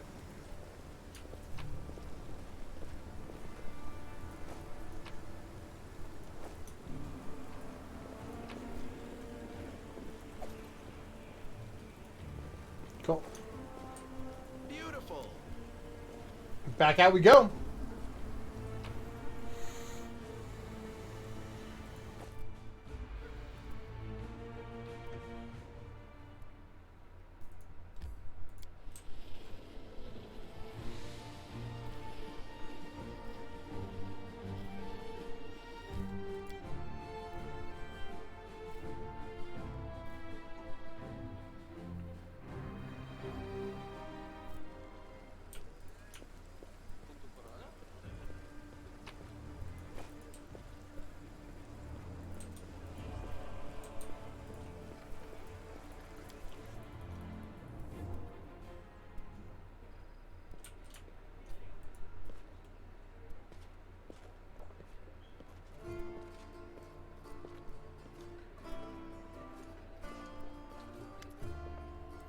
Third Heart greets you with an unexpected liveliness. Beyond the walls of the tavern, the once bustling infested city lies in ruins, but somehow none of that can be felt within the walls. The people in the room are talking, laughing, raising toasts, and even softly singing. It doesn't look like a typical tavern revelry, but nor is the grim vigilance of the last few days. Overchest! Come, let me introduce you to Ellen Jananko, first warriors of the League of the Inspiring Cut. It was me who convinced Arabet to use what Jananko and Ellen found for a little party. If you look out the window, you might see the end times have come. The abyss has devoured us all. I thought some simple pleasure to eat, good food, and good company could keep the gloom at bay. Have I ever turned down merrymaking good company? It's razor bugs, my friends. Wait, I'm not refilling the toast yet. I mean, it's not every day I drink paladins, knights, and sword lords. Sword lords. Oh, the outdoor sword lords. Okay. Hey, we're just gonna sit here with grim faces as we got to know each other a little bit. call me over just because there's something the matter. I didn't just want to talk about today's celebration. You see, Ellen's in trouble. I want to help him, and I don't know what else the city I can turn to. His fellow knights were all wounded in battle. Bad idea, sister. I told you. I don't want to bother anyone's problems. I handle on my own. Come on, hiding your sadness from friends is no way to live. Girl's right. Oliver just helped me find you. With his help, I'd still be looking for you all over Canopus. So stop being so stubborn. Tell me more.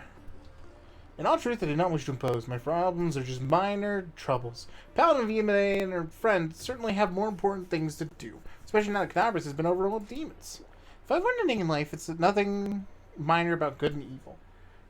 Take the three of you, for example. It seems like all of you could save one cart from lesser demons.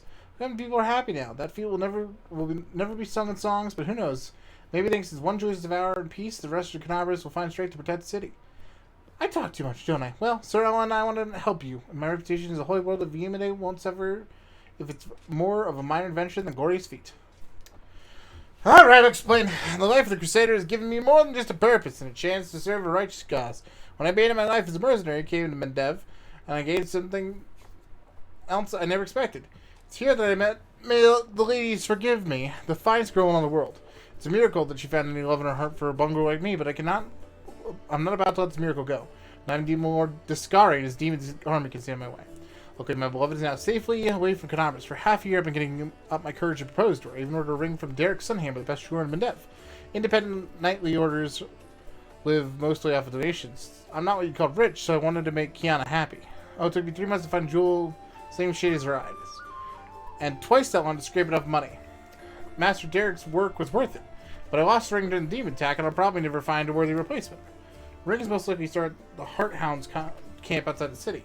Al and his friends didn't have time to pack up their camp. First, the demons ambushed them, then they ran out to help Canopus. I think we should at least check there.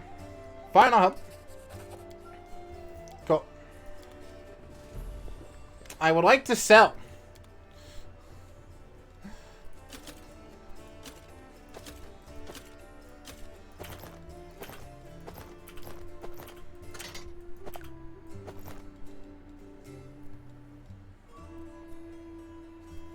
I need to look at these weapons still.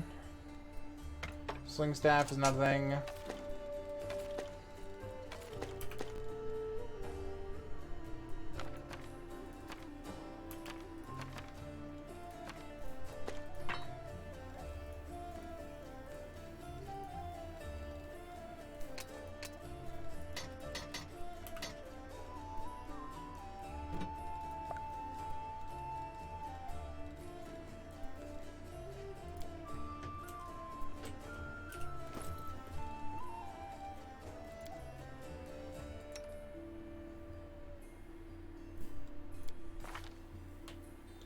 What is she?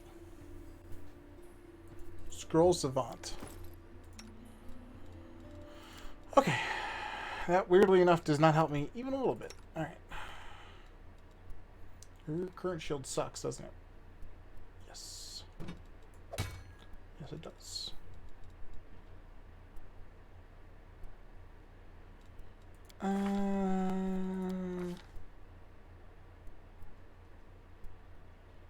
I did not give you any sort of weapon specialization yet.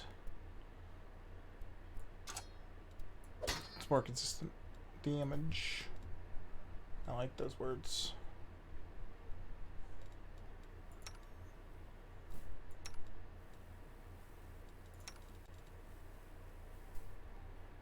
So short spear.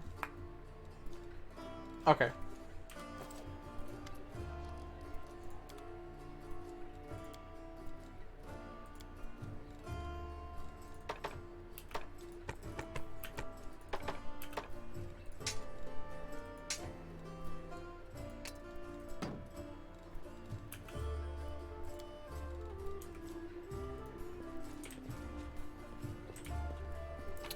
Almost done with this inventory management.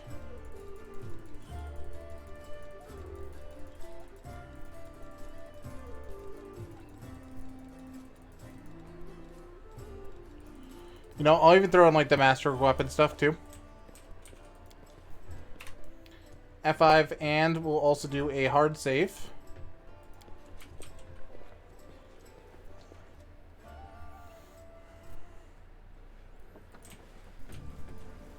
Okay. Let's get back to it. We have a city to save. Ain't got much time. I'm pretty happy with our current group, to be honest with you. I don't really think we need you quite yet.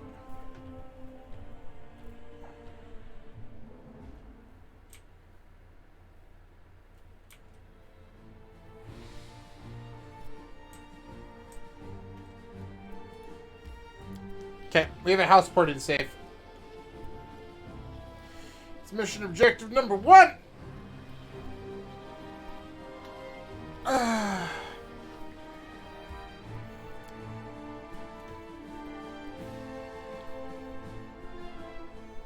We'll take it from there. Let's see what we can do. First come, first What a mirror. I got this. Got him. Okay. Next room's next. Smile.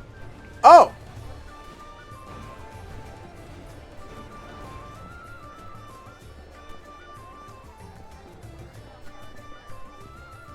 Well.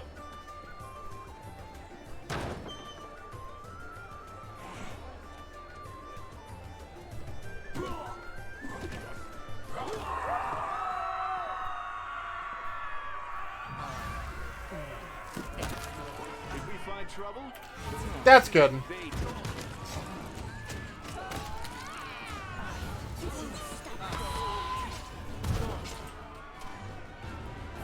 Cover me, all right? Stab you or zap you? Why not both? Can we rest now? No?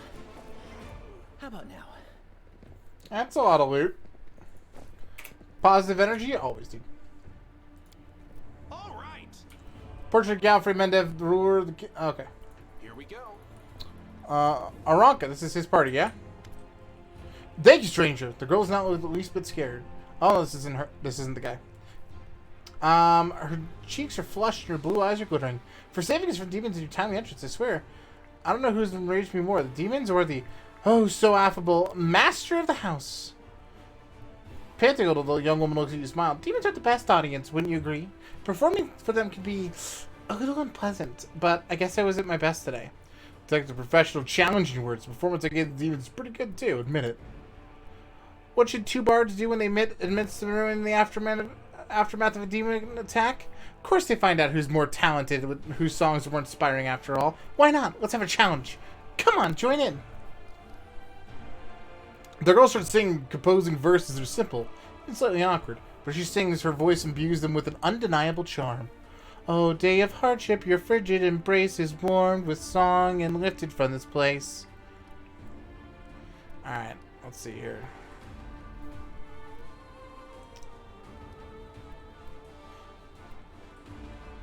Ooh. Sing the tune of a tavern song.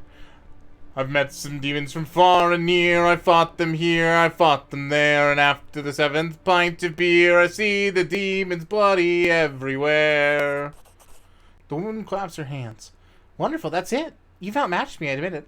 As an odds bard, I owe you some reward for winning this little contest. You know what? Take my ring. I was going to order another one anyway, to match my new dresses. I'm a friend of Ilk's. You asked me to find you and protect you.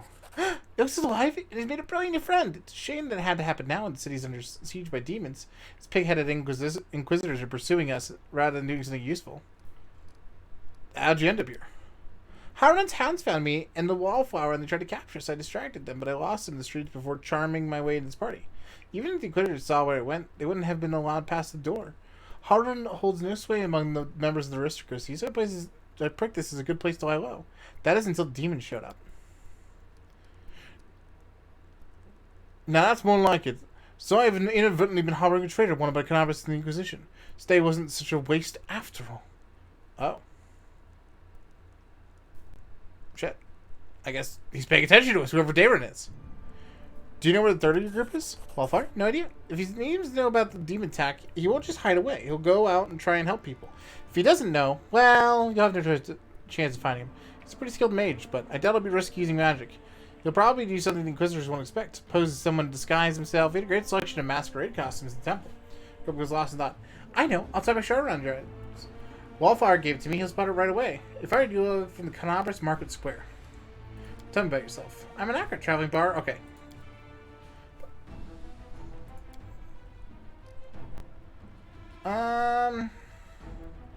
Why'd you decide to break into the wards and cast magic on it? You put your lives at risk and information could have trapped set by the demons. But it wasn't a demon trap, Aranka said forcefully, and her voice softens and expression expensive. You know what's living next to the world wound and seeing the powerless of the Crusaders is very hard. Tried to defeat the demons for 100 years now, and we have nothing to show for it. Think the Queen Gallifrey and the other leaders think we can defeat evil if we just line up our soldiers in perfect columns and send them marching off with a stirring battle cry. We need a few more soldiers, a little more discipline. We've been marching for 100 years. It's always one step forward, 2 steps back. But when the soldiers are marching, people like Holden are seizing power behind their backs. His fanaticism and cruelty were forged in the same furnace as the Crusaders' righteousness. We'll never defeat the demons if we keep trying to march down this path. We need to change tack, to challenge our principles, trust our heart and our friends, and not moldering doctrines. Listen to the entirety to any entities willing to help us. My friends said, listen, we trusted, we tried something. At least we tried, even if it didn't work, and it didn't work out. Great idea! Marching straight lines won't work. Let's go attack the demons in a merry band of hopers and dreamers. Bring with enthusiasm and doing whatever we feel like. When the demons see us coming, they'll die of hysterics and our victory will be complete. Naive children, that's what you are. But I admit your words stir something in my soul. I wouldn't put you in charge of a military campaign, but I'd be proud to fight alongside you. Can you get some more strength on your own? Most of the Inquisitors aren't busting down doors yet, but they're not hiding under the bed. I'm not going to say it for now. I'll be fine on my own. I'll go to our temple, Teox. The Inquisitors must have searched there by now. They don't go back a second time. Okay.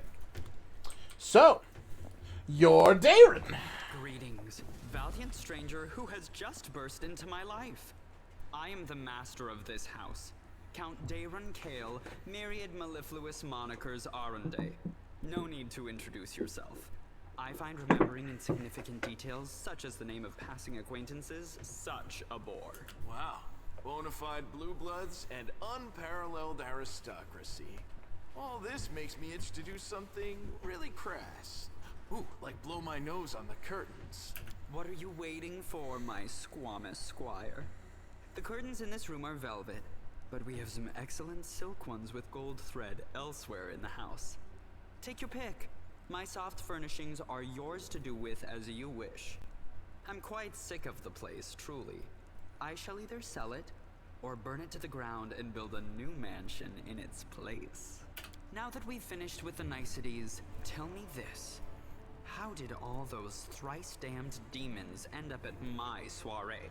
Canabrus lies in ruins. Discari killed Turendoliv, and the Wardstone has been captured. You're asking me why demons gate crashed your party? Canabrus in ruins. Discari. Well. And I was already lamenting the lack of excitement at my little banquet. Although it must have been tolerable enough if we didn't get notice of a great hulking demon attacking a dragon just outside the window. It seems as though Discari's occasion was altogether more of a crush than mine, if you will pardon the pun. What should I know about you, Count, apart from the fact you're highborn and very rich? Child, I had my very own pony, but I always dreamed of having a lamb. I was never allowed one. Sheep were seen as peasant animals, utterly unsuitable for the scion of a noble line. The trauma haunts me to this day. I think of it every time I have roast lamb for dinner. Hey, Chad, I fucking hate this guy. I'm sorry that happened to you. Such a sad Ember, story. no. Ember, no. I had not even the slightest intention of upsetting such a lovely child. I'm not lovely.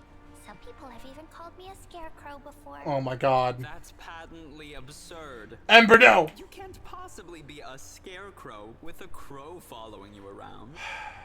I'm sorry if I failed to sate your curiosity. I loathe talking about myself to people I don't know, even more to those I do know. The only thing worth knowing, aside from the fact that I am highborn and filthy rich, is that I dislike Puritans and demons in equal measure. Well, perhaps demons a tad more. I expect a little gratitude for saving you. Of course, where are my manners? There. You can also poke about the house and claim whatever takes your fancy. Though I imagine some of you already had that in mind. I'm feeling very attacked right now. I feel that, dude. All right, you can go to Defender's Heart. Thank you for the invitation, but I am not quite as desperate as I may seem. At times, it is better to be surrounded by the repugnant mugs of demons than the sour and dour physiognomies of Iomede's righteous paladins. What about my physiognomy? Sour enough for his lordship? Don't worry, another few minutes with the dazzling count here, and it'll sour like week-old milk. What's this?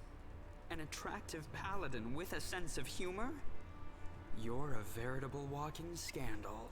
Either way, my mansion is now safe. I have a pair of half-decent guards. I just need to drag them out of the storeroom and bring them to their senses. I ordered them to drink a love potion, you see?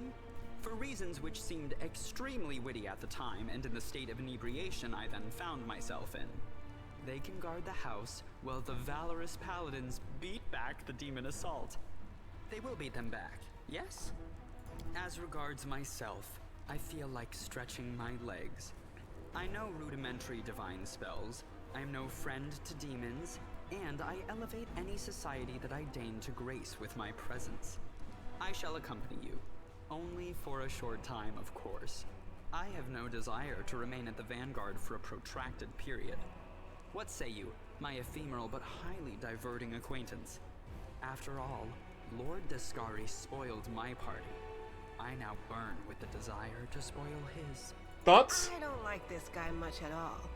Not even because of his personality, but just... I sense something dark about him.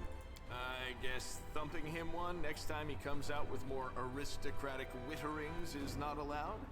All the more reason to take him with us. If we don't kill him, the demons surely will. He has all these friends at his party, and he still looks so lonely. We can take him with us. Maybe it will make him feel better? Don't ask me. Having him tag along would be like going for a nighttime stroll through the back alleys with a diamond tiara on your head. Even I don't like that kind of attention. Yo, D20 thanks for the share. Benefit us. I think we should say yes. Deal. Good acquaintances that begin and end at just the right moment often leave the most pleasant memories. Wouldn't you say? Oh my god. Alright, who am I switching for?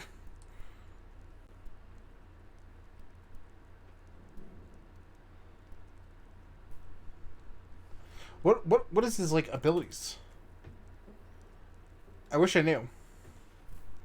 I really wish I knew.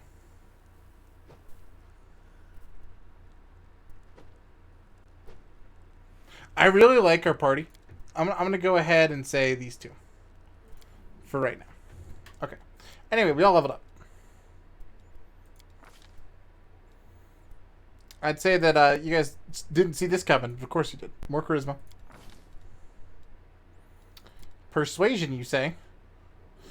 You know, world checks are kicking my ass right now. I'm not entirely sure why.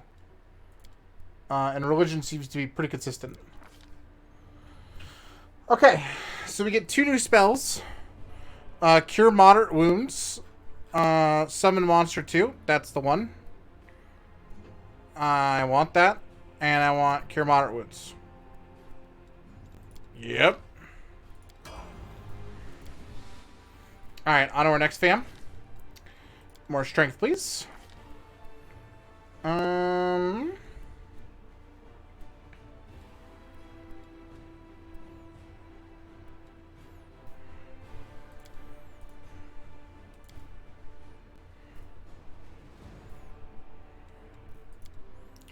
More perception is always a good thing.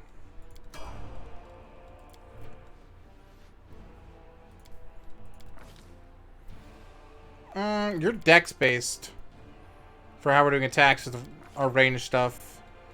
You're like my big mobility athletics guy, and then also you've been killing it with some perception rolls. You're like Scorching Ray is so fucking good in Pathfinder. I'm gonna grab it. This is 2E, I believe. Shaman, Spirit Hunter, yes please.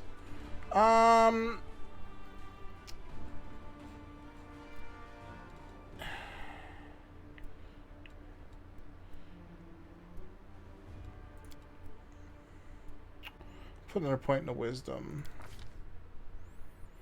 You are my trickery girl. I'm gonna put a point in stealth too. May as well. Let's see here. Battle master, no. Battle ward chant. Move action, fortune. Getting to read you skill checks sounds amazing.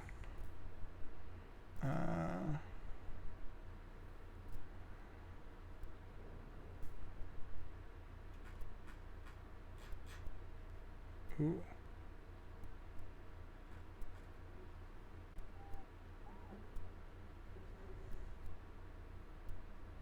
Fury sounds amazing, though.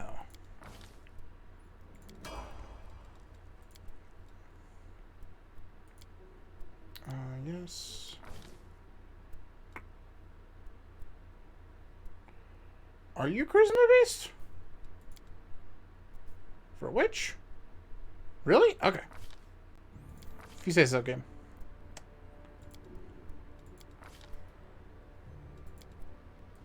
I've already said. I want you to stop spending points for me. Thank you.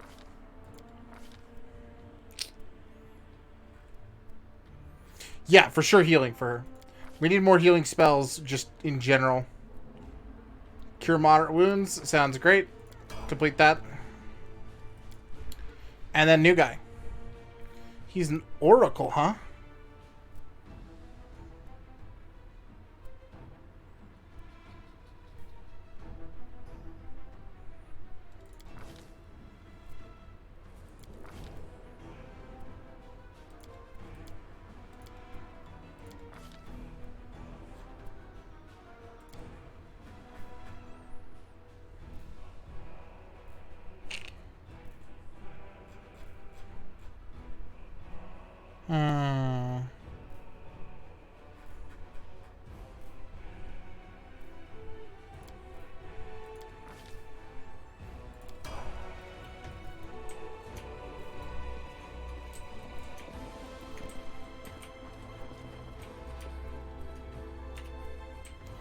I'm not entirely sure I'm all about this guy, to be honest. So, Oliver, I am going to plan on making into a Scald. Because that sounds like a blast. So we will have, eventually, more melee users than ranged users. Can't make the demons wait.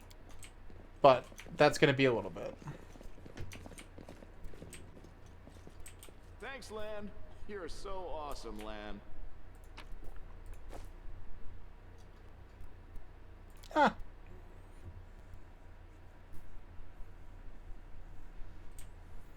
Okay. Gorman's Mansion. We're finally there. Shit. Well, we were almost there. Quickens. Go for their hearts.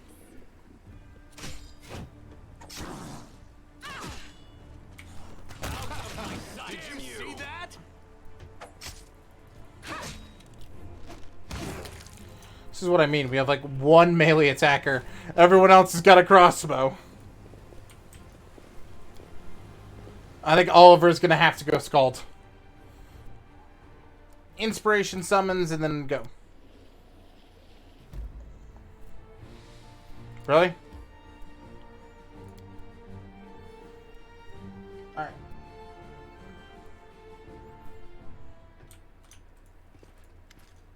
Ah, there you are at last. Took your time. Now perhaps you got lost on the way here. I was already regretting not drawing you a map. Orcus' relief is palpable, even though it's grousing. It's a tragedy to seize one house in such a starry state. But I always had a few guards in my service, you know. I hope this blockhead's died on my brain, didn't simply flee at the first sign of danger. Orcus turned toward the corridor with a pensive expression on his face. My manor, you see, contains several items that are of great value to me, and I wish to retrieve them. While it is governed by my fellow citizens, who have the current chaos seem to have taken to thieving and marauding like ducks to water. So here's what I want you to do. Take a stroll through my house. Peek into my rooms. If you find anyone, kill them on the spot. I'll teach them and any other opportunists to stay away from Horgus Worm's manor.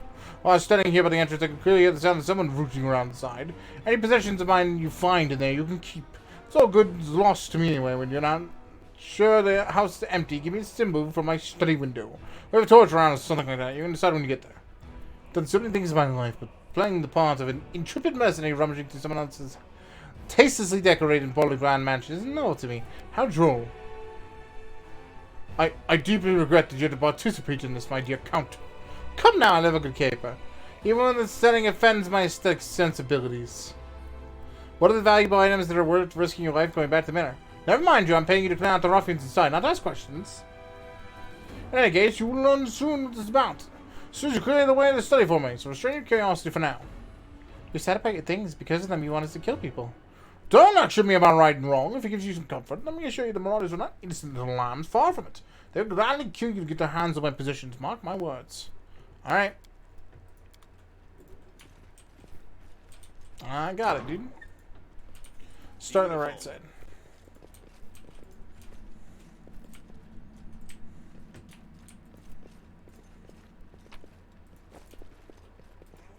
Let me draw the First things first, demons. Into the fray. Wow, really? We're starting pretty strong here, huh?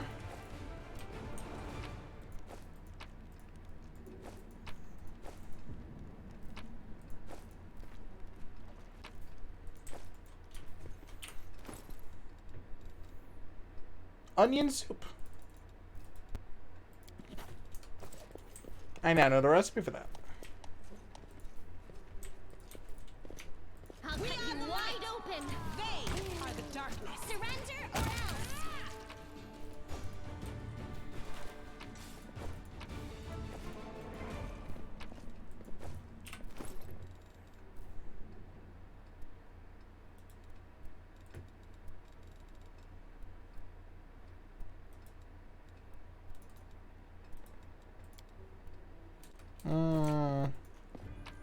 Interesting, I guess. Grab as many of these books as I possibly can.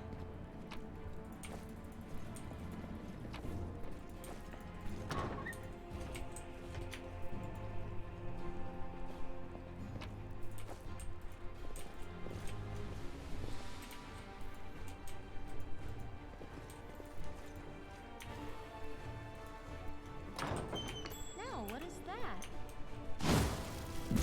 Ah!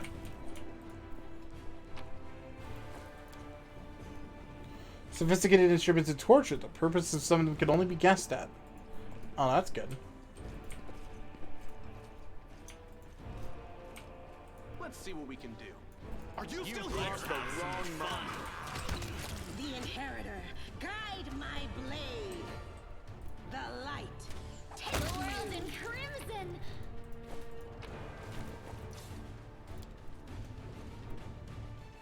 I hope you appreciate this.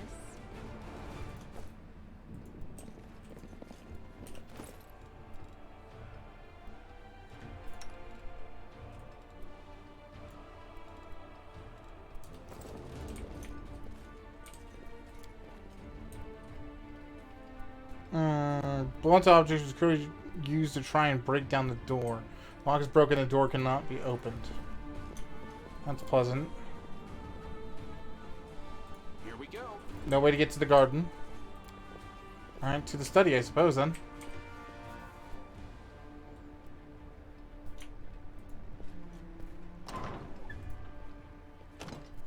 It's just locked. Okay. Crusading isn't that boring after all. You are today's sacrifice. No. Good guys always win. Your performance is lacking. You are lacking.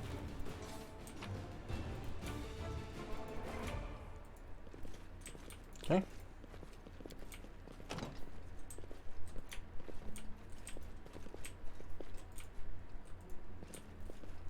I will see to your demise. Do not waver.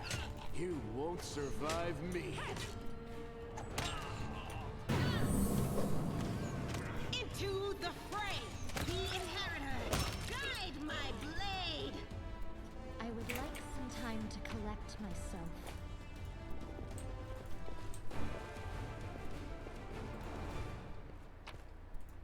endure I'm this. sure they mean us no harm, right?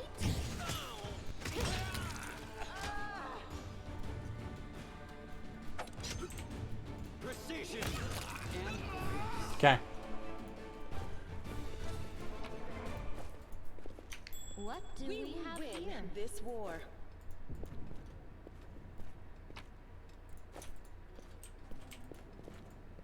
I can handle it.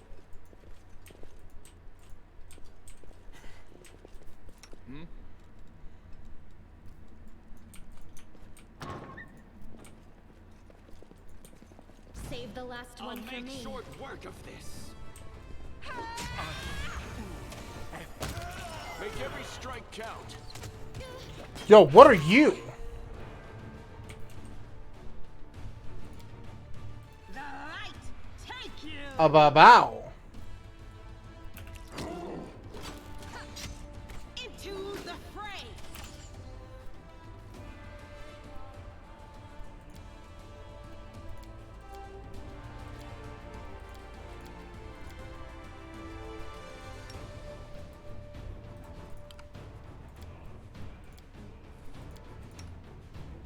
I got this.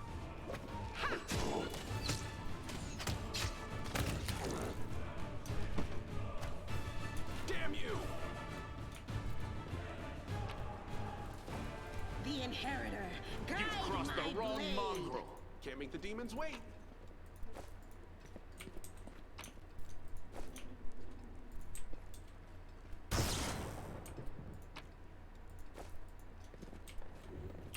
There's a bow. I've been using a crossbow. You're the only one that's using a longbow, right? Shit. Yeah, no one's using a longbow. We're a crossbow party. The monster's clear. You're alive. Fine work.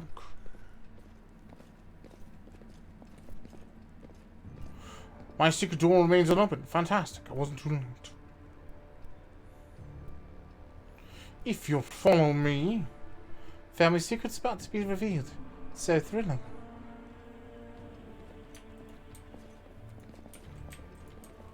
Is that treasure? Is it treasure?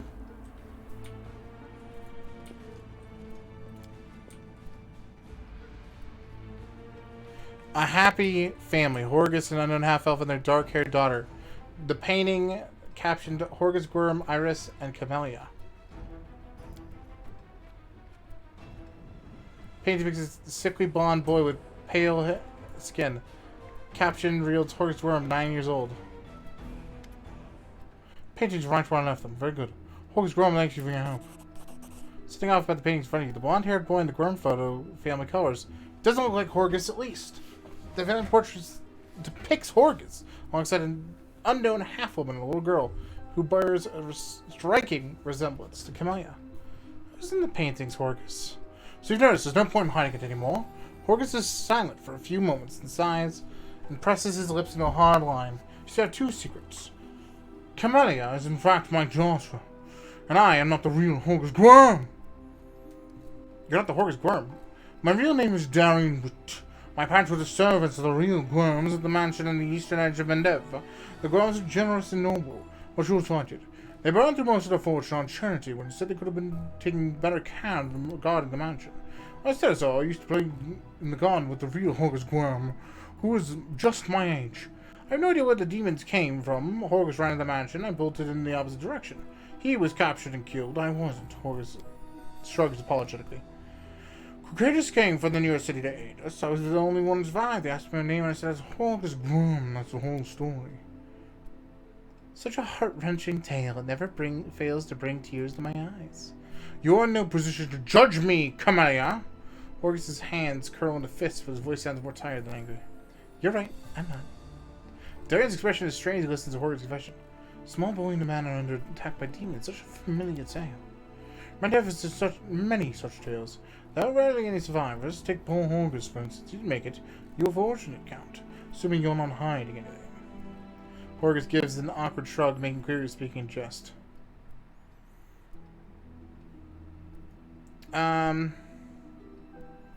Yeah, a golden opportunity fell in your lap. There's nothing shameful about seizing your chance for a better life. That was my thinking first. This is a hollow laugh. The years have given me a different view on things. It's difficult for me to speak openly about the secrets which I've kept all these years. I have been hostage to them my entire life, strange as it sounds. Camellia is your daughter? Yes, illegitimate, that is to say.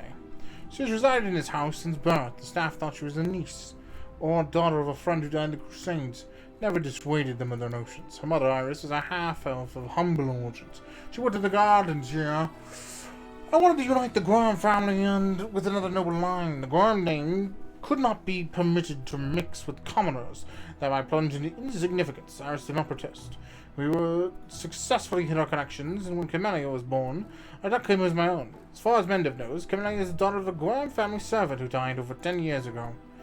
And before you start telling me what a terrible father I am, why don't you think my daughter wanted for nothing? All her whims were fulfilled as quickly as they arose. I had the best teachers and bought her the best books. She always ate well and had warm clothes. Isn't that what a parent does?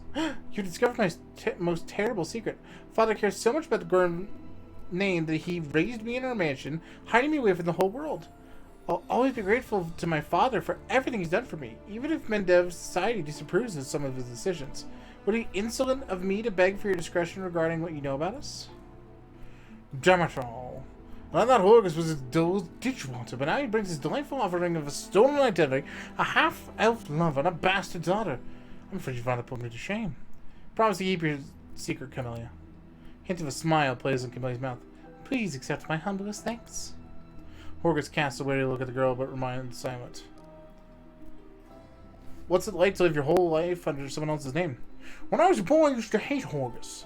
Condescension most of all, the pity on his face. He smiled when he called to have me join in his games. The difference in our birthright wasn't fair. Envy clouded my mind. When the demons killed him and not me, I thought it was a gift of fate. I seized my good fortune with both hands and never let it go. When I told them my name was Horgus Gorm, they only added the vast fortune of the Gorm family on that day. Life was fair. Unfortunately, it took me 10 years to see the generosity behind the condescensions. The feel, the compassion behind the pity. It's got far too late. Horgus is my friend. Even when I didn't feel myself his.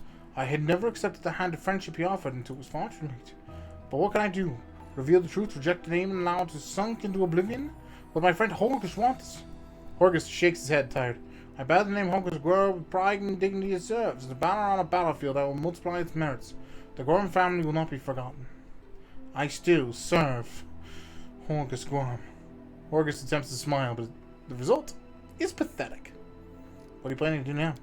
Well, first and foremost, I shall reward you handsomely for your help. Then I shall burn these portraits. I've kept them all this time out of misplaced sentiment. Serve no purpose. Now, my ravaged home will likely be picked up on, and the secret room will inevitably be discovered. Don't want this painting being seen by anyone else. I see. Well, you certainly earned your payment. Here. It was a pleasure doing business with you. Camellia, I can tell from your face you enjoyed fighting demons in this worldly party. I only ask one thing. Are you certain? Camellia doesn't answer, but looks at Horgus with a half smile lingering on her lips. Well, then, clearly I can no longer keep you safe. Our house is destroyed, our servants scattered or dead. Horgus stares at his daughter's face, so he's seeking the answer to an unasked question. He turns his attention to you. Now, follow me. Make sure no one ever discovers the secrets of Horgus Gorm.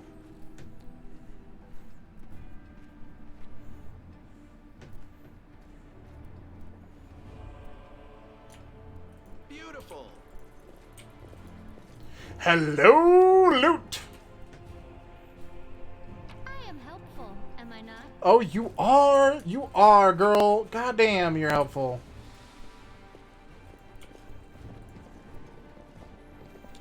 Well, that's done. Thank you for your help and farewell, and watch over Camellia. Alright, we out. Let's see what we can do. Good shit, dudes.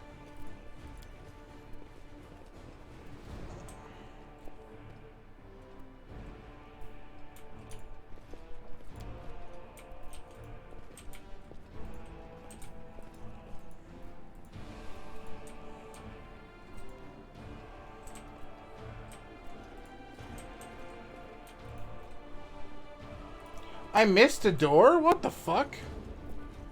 When did I become so vastly incompetent, chat?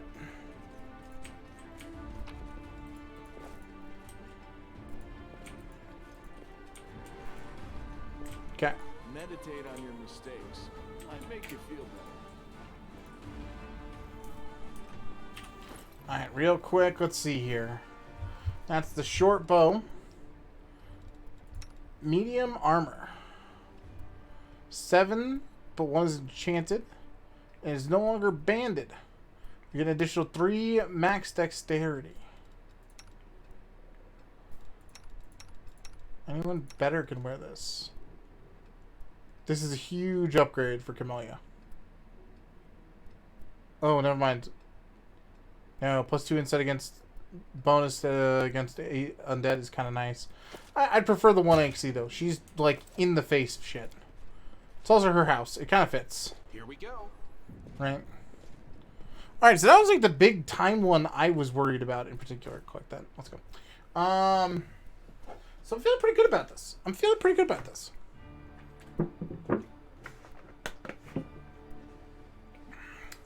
Now, I know that there is a fated ritual site right here. We've done the house party. We've not been there. We need to go to the library. We need to do the Wondrous. We need to go back towards Defender's Heart. So in the meantime, we may as well knock out all this stuff down here. So, fated ritual site, which is apparently going to take us 4 hours? Oh my lord. Why don't we just go back up and go around the road? But, well, 4 hours, but no issues. Sounds good to me.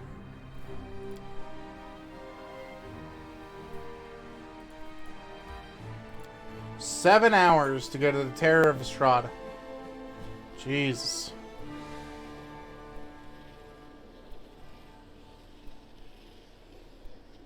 I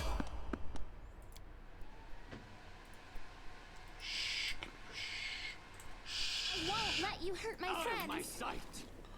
Oh, Jesus. Alright, first things first. Days. Are you still here? Guess I'm done with spells for tonight.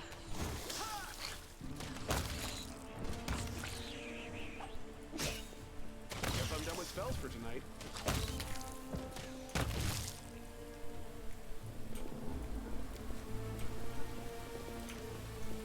Okay.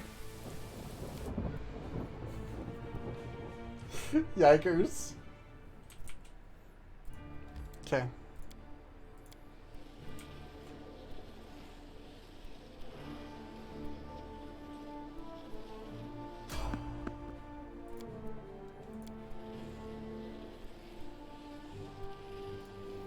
Alright, if we have to go, we're going to go to the market square, but I want to rest here.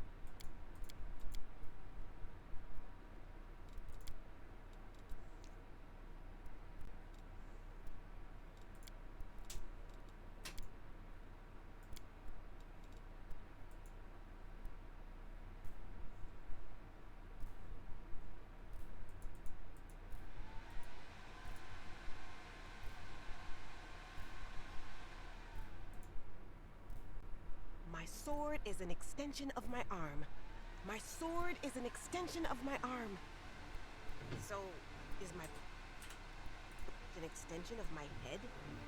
Yes.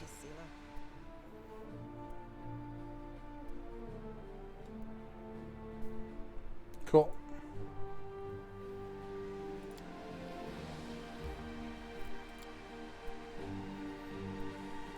Shut up, PC. Jesus fucking Christ.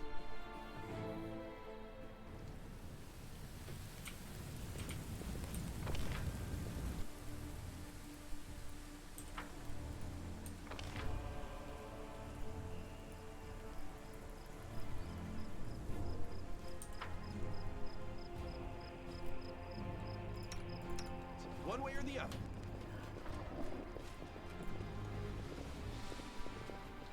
So weird being able to run again.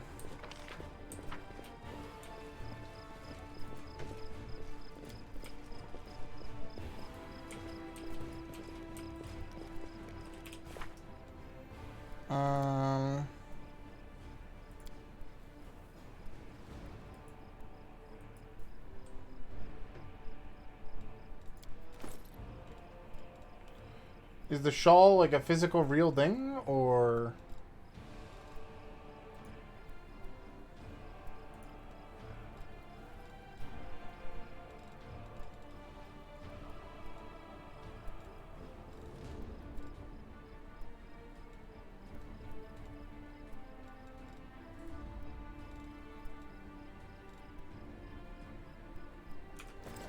I can handle it.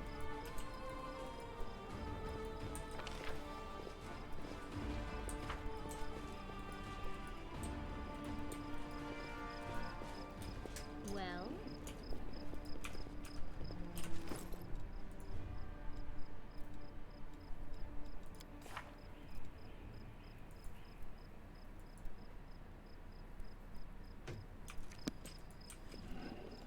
What's going on here?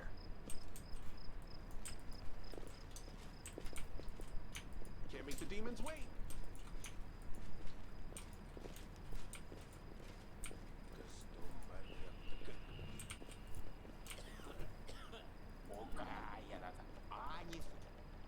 Watch where you goons going. You're gonna bloody crush me. Young Tiefling is trapped in the collection section of tunnel. Two Tieflings scramble out trying in vain to free him from the rubble. Quit whining. Hey, alarm! Someone's coming. Maybe you'll help us. Wise up with you before you get killed. Let's make a run for it while we still can. No, come on! Don't leave me! I'll die here. Help me put him out from the rubble.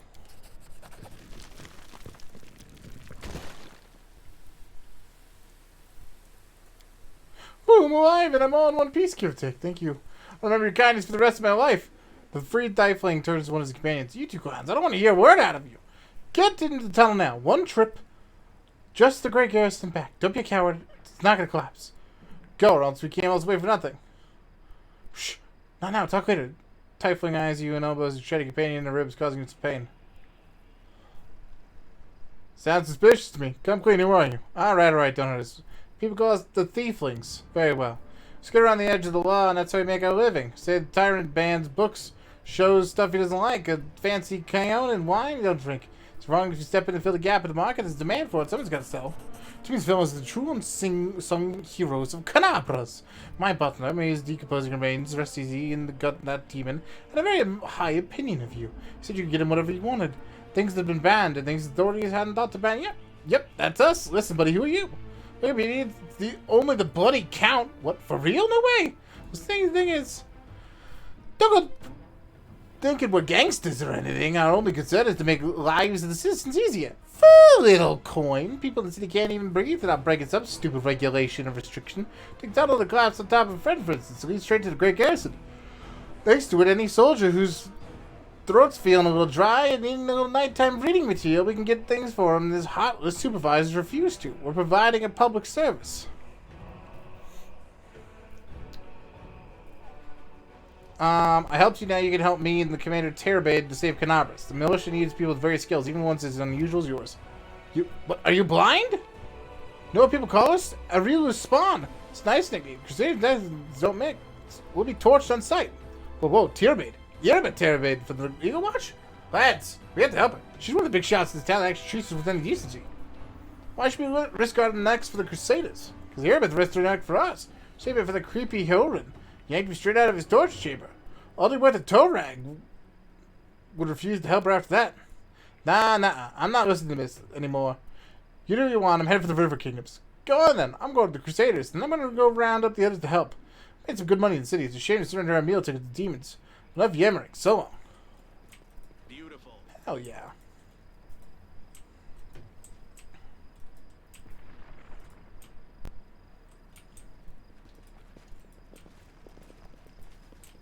Let's see what we can do.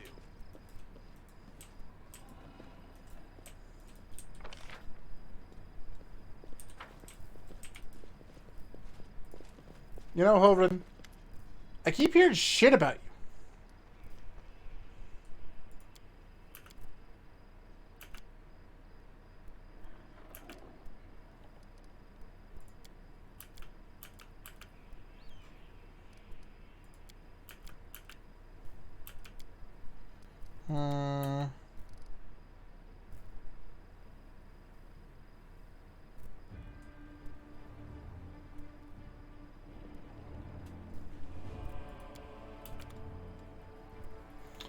I'm really tempted to kill him. Here we go. I'm not having a lot of, like, luck finding reasons not to be honest with you, chat.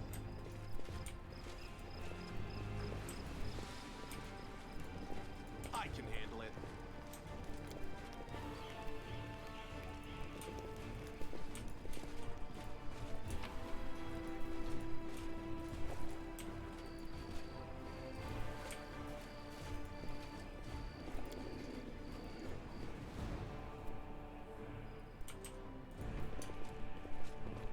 Can't make the demons wait.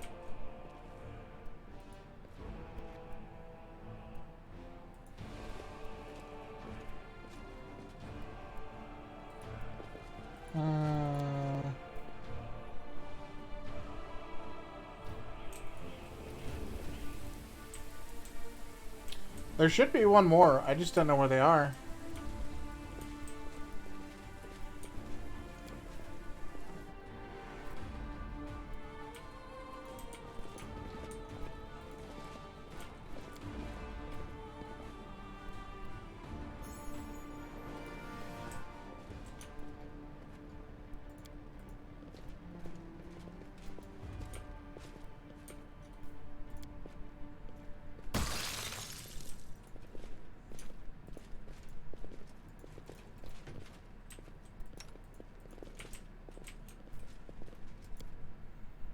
Still don't always solve that shit. Let's see what we can do.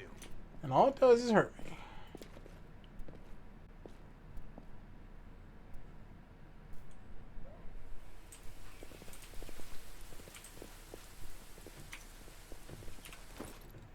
Hold on, are you wearing the shawl? No.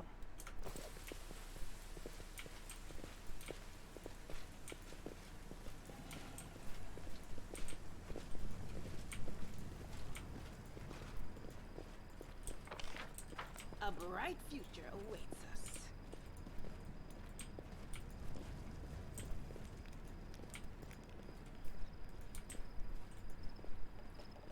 We are the light. They are the darkness. The light. Oh. Go for their hearts. Into the fray.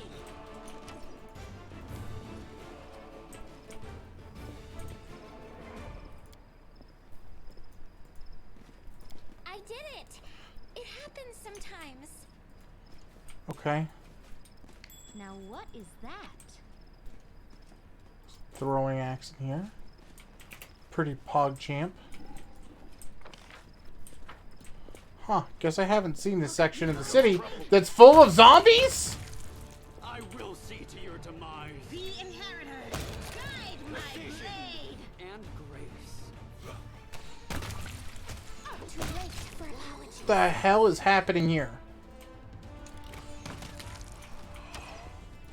Suddenly very glad I decided to come back to this side, though.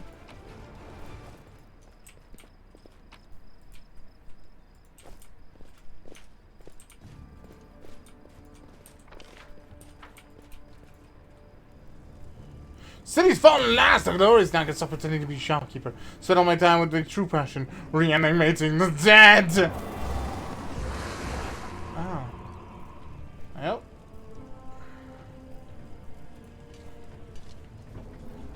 I will fight. I'll hit you. This explains a lot.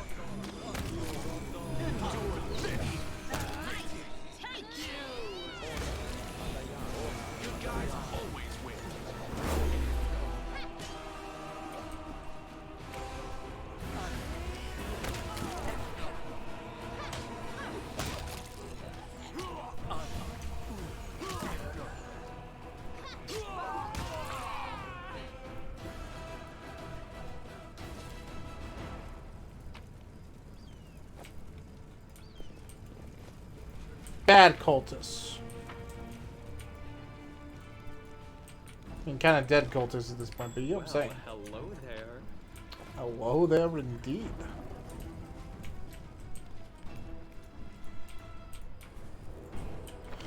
Section of the city I've still never seen.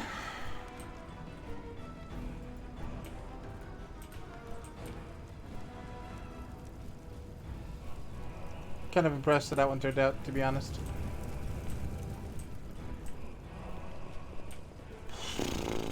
Can't make the demons wait.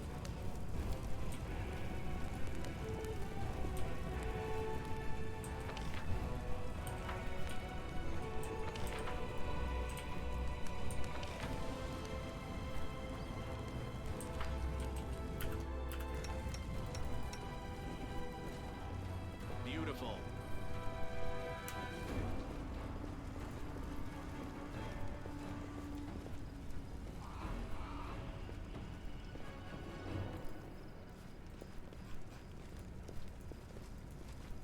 I'm all ears.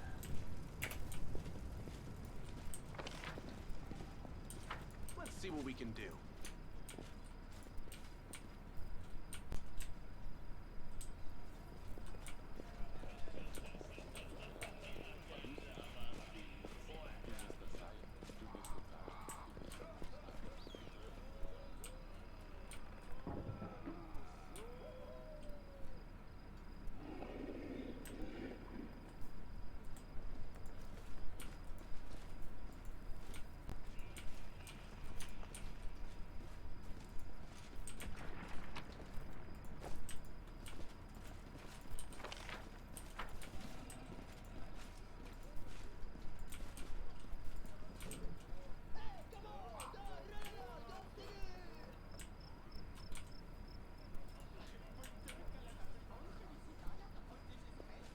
Here we go.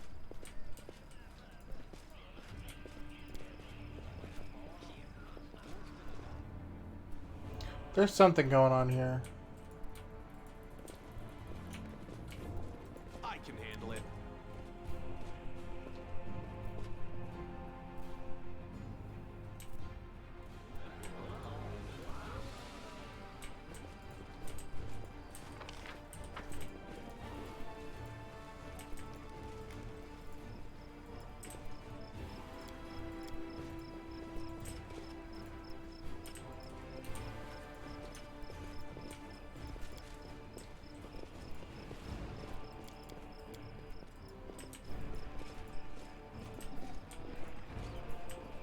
Can't make the demons wait.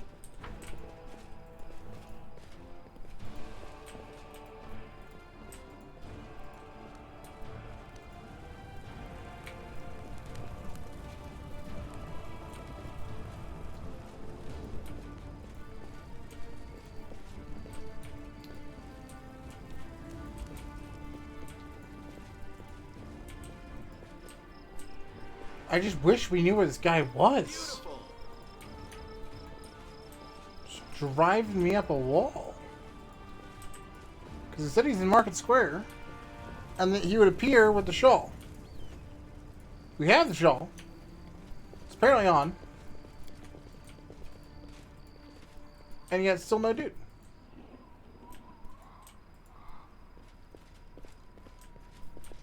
What's that there?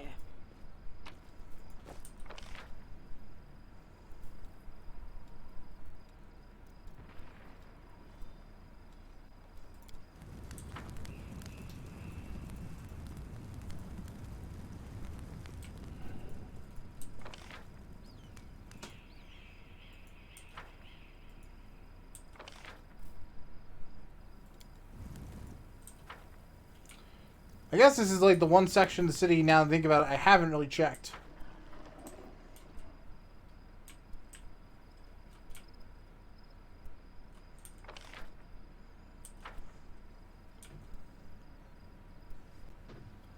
Because there wasn't really a way to get back down there.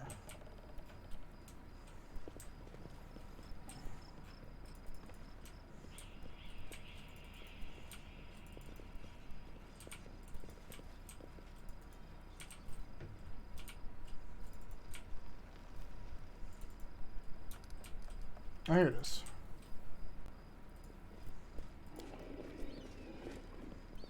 Thanks, Lan. You're so awesome, Lan.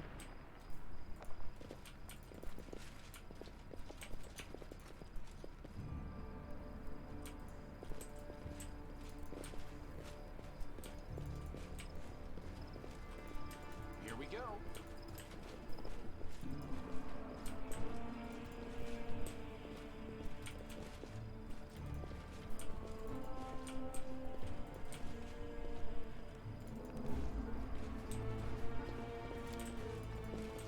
Should I?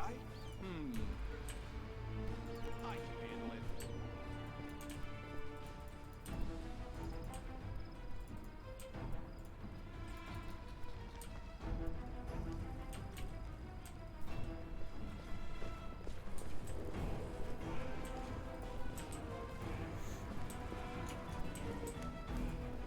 Can't make the demons wait.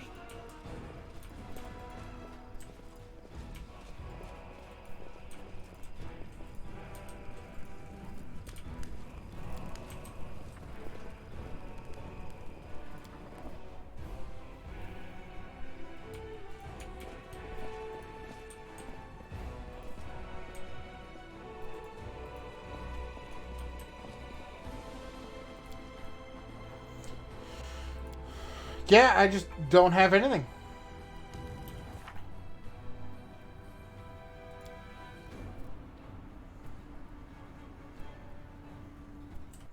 Like, let's see here.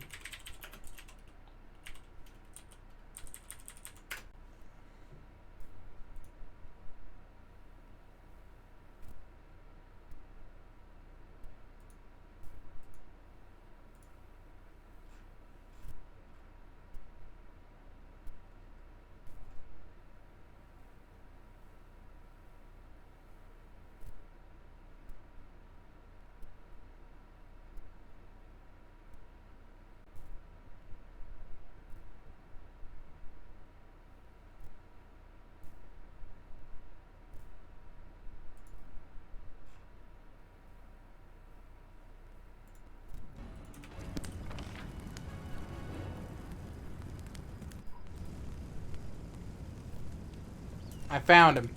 I used the internet, chat.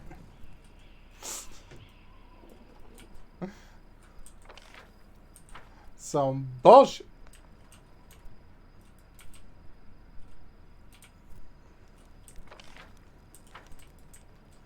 Not above it, though. See what we can do.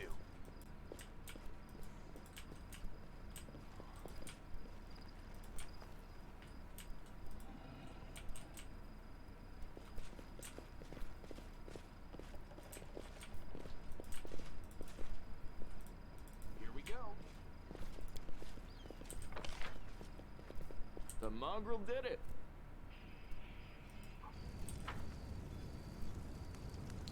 Apparently, he's right here. That is what the internet has told me. How true it is, I don't know. But it's what the internet said. I'm gonna lose my mind otherwise. So.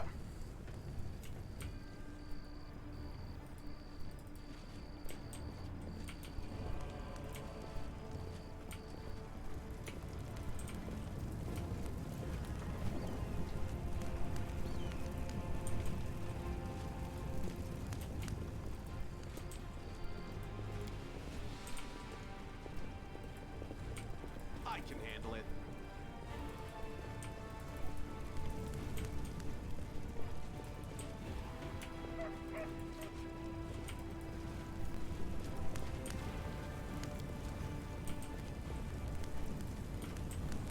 Can't make the demons wait.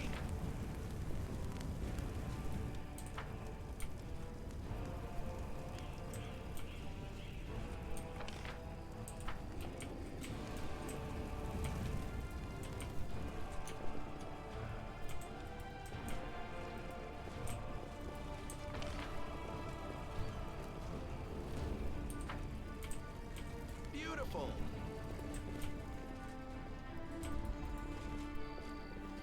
Game. What? Game what?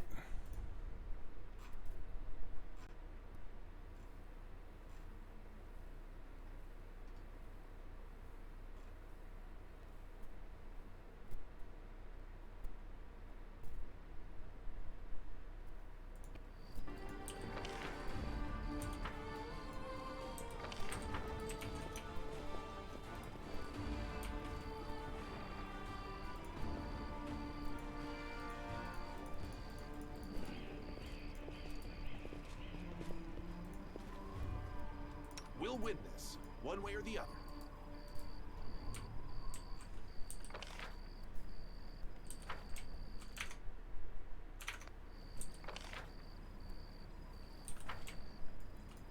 Let's see what we can do.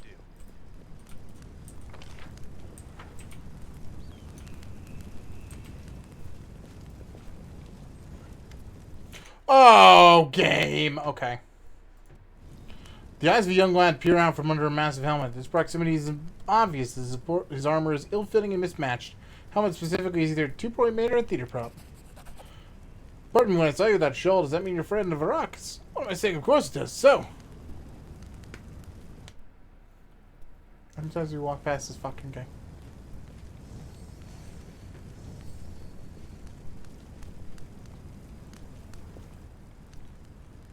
Depth roll with the temple does now. You're under arrest of the suspicion of treason and demons.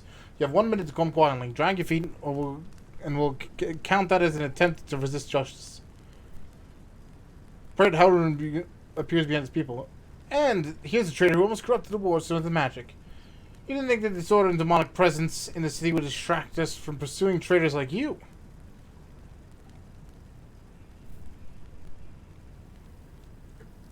Demons are running amok all over Canabras. Now is not the time to settle scores. On the contrary, now is the perfect time to catch the demons' accomplices while they are overconfident letting the mask slip. You tortured this poor boy for nothing. I can't stand for this. You bear the gift of heaven, and you're taking the sign of a delinquent? Heaven knows not only righteous anger, but mercy as well.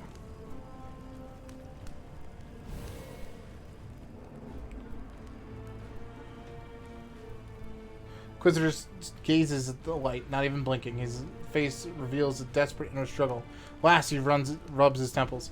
I don't know why you're standing in the way of justice, but I do not wish to start a spat between the goddesses' righteous warriors and honors of, and then this hour of peril. Let this Desmond riffraff go where he likes, just as long as it's out of my sight. When I liberate the city from the demons, I will see that every one of the Ramians runs, and everyone like him will be driven out of Canabras. Come, faithful. We have no further business here. This is blatantly unfair. We try to protect the city from the demons. Instead of helping us, we get hunted by Inquisitors. Brother Owen will be death of us all. There's nothing we can do about it. Anyway, thank you. I'd have been done without you. You brought it on yourself? Oh, okay. Yeah, they've gone too far. That's it. I don't believe I could have feared hearing from Horror. If it wasn't for you, I would have been tortured and put to death. But even so, I have regrets. They go too far, trying to break the ward stone. Into the ward stone, and we didn't even save anyone. Now, if you don't mind, I'm gonna go to the Temple of Desna. Yup. Yo, we almost completed out this quest finally.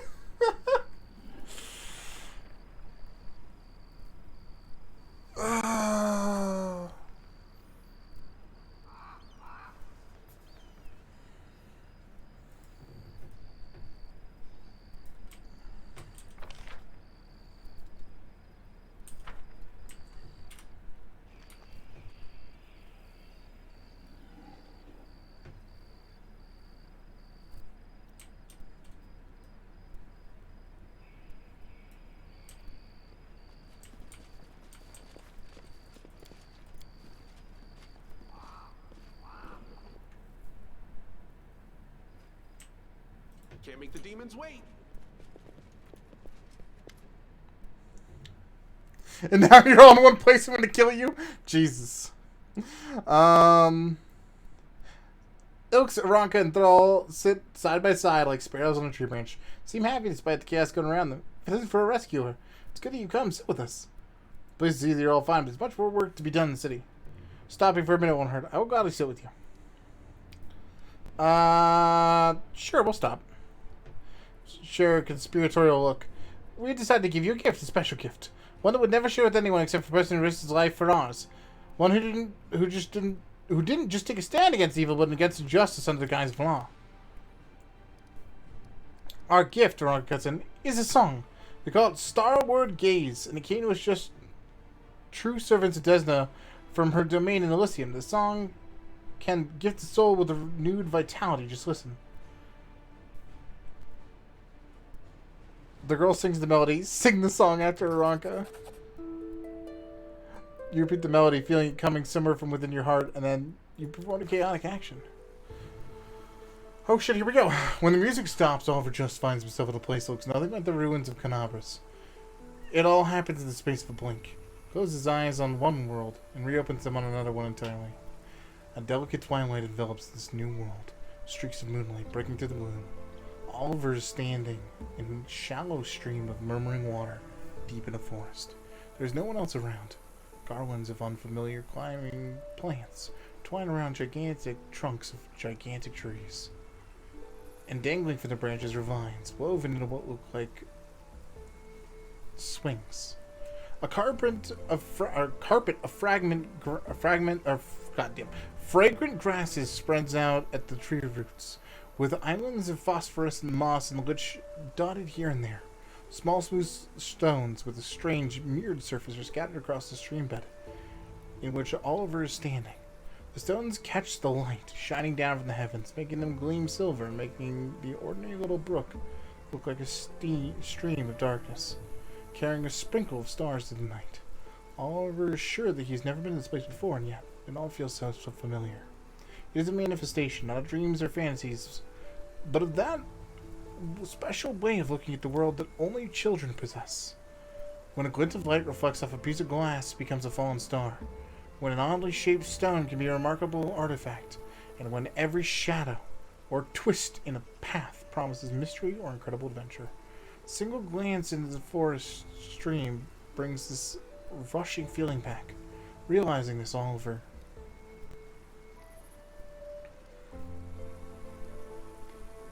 makes his way along the stream bed, taking in the surroundings. The whimsical, twisting stream runs through the silent forest, and Oliver unhurriedly strolls along it. This place evokes a strange feeling of not calm, no. In fact, quite the opposite. A feeling of restlessness and anticipation of incredible discoveries, or unexpected encounters. But then again, perhaps it's not a place at all, but the eternal hunger, the craving for new experiences, which dwells within many mortal hearts. Speculation aside, just as Oliver rounds the next bend, an unexpected encounter does indeed take place.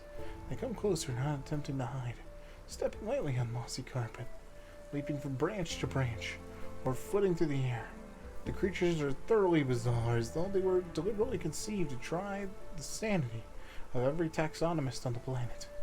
One of the fluttering wings of a butterfly on its back, another has tails of a dozen different animals, while a third boasts trusses of streaming water hooves instead of feet, and springy clover growing all over its skin.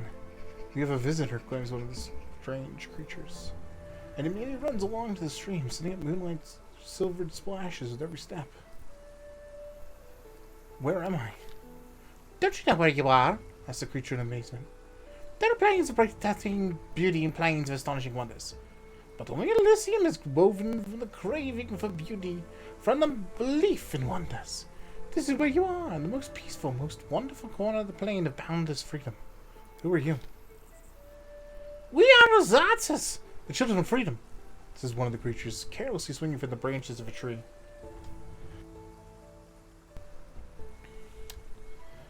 This forest is our home. For today, tomorrow our home could be a lake 100 leagues to the south, or an underground cave in the Azure Ocean, or a castle of clouds that scatters in the dawn breeze. How did I get here? We don't know how you came to be here, says the creature with a dozen tails, smiling. Mortals rarely come to Elysium during their lifetime, but here you are, which means something must have brought you here. Something in your soul. If your soul did not harbor even the slightest spark of freedom, yearning, and compassion, you would never have found your way here. Now that you know the answers, tell us, what do you want? I have to go back. They need me there. The creature with the butterfly wings, who has hitherto remained silent, gives the visitor a serious look and nods itself. I smell burning, blood and tears from the place you've come from. It clings to you. It is right that you don't wish to turn your back on the suffering of those you left behind. None of us children of Elysium would do such a thing. Go back and be a bulwark against evil and strife. Your path is true. But would you like to take something from this place as a memento? The question hangs in the air. And though the words Oliver just utters are merely words, not a spell nor a military command, they seem to have equal bearing on destiny and life. Yeah, I really want to. His eyes draw closer. Take this memory with you. Take this light. Take the knowledge that any pebbles struck by a moonbeam can equal to any star. Take the understanding that you cannot fight evil with clever plans until you've conquered evil within your own soul. And your evil cannot be cleansed of evil if it's not free. Take her song. Remember it. May it help you. Holding true to what brought you beneath the sky. All three depths look at you wide-eyed. What just happened? For a second we were surrounded by light, and we heard music like the music of Elysium itself. I had a vision. I was in Elysium. Izada spoke to me. I swear it's a sign that Desert herself has turned her gaze on you! You helped us and you protected Wildfire from the Inquisitors, even though it was your responsibility. The goddess can fail to acknowledge such a noble soul. We might be getting ahead of ourselves. There are many powerful entities in Elysium besides Nizna. But of course, there must be a reason for it. I'm glad we met you, friend. And not because I've been tortured by the Inquisitors right now, if we hadn't. But also because you helped me overcome my doubts. We will always remember you no matter what.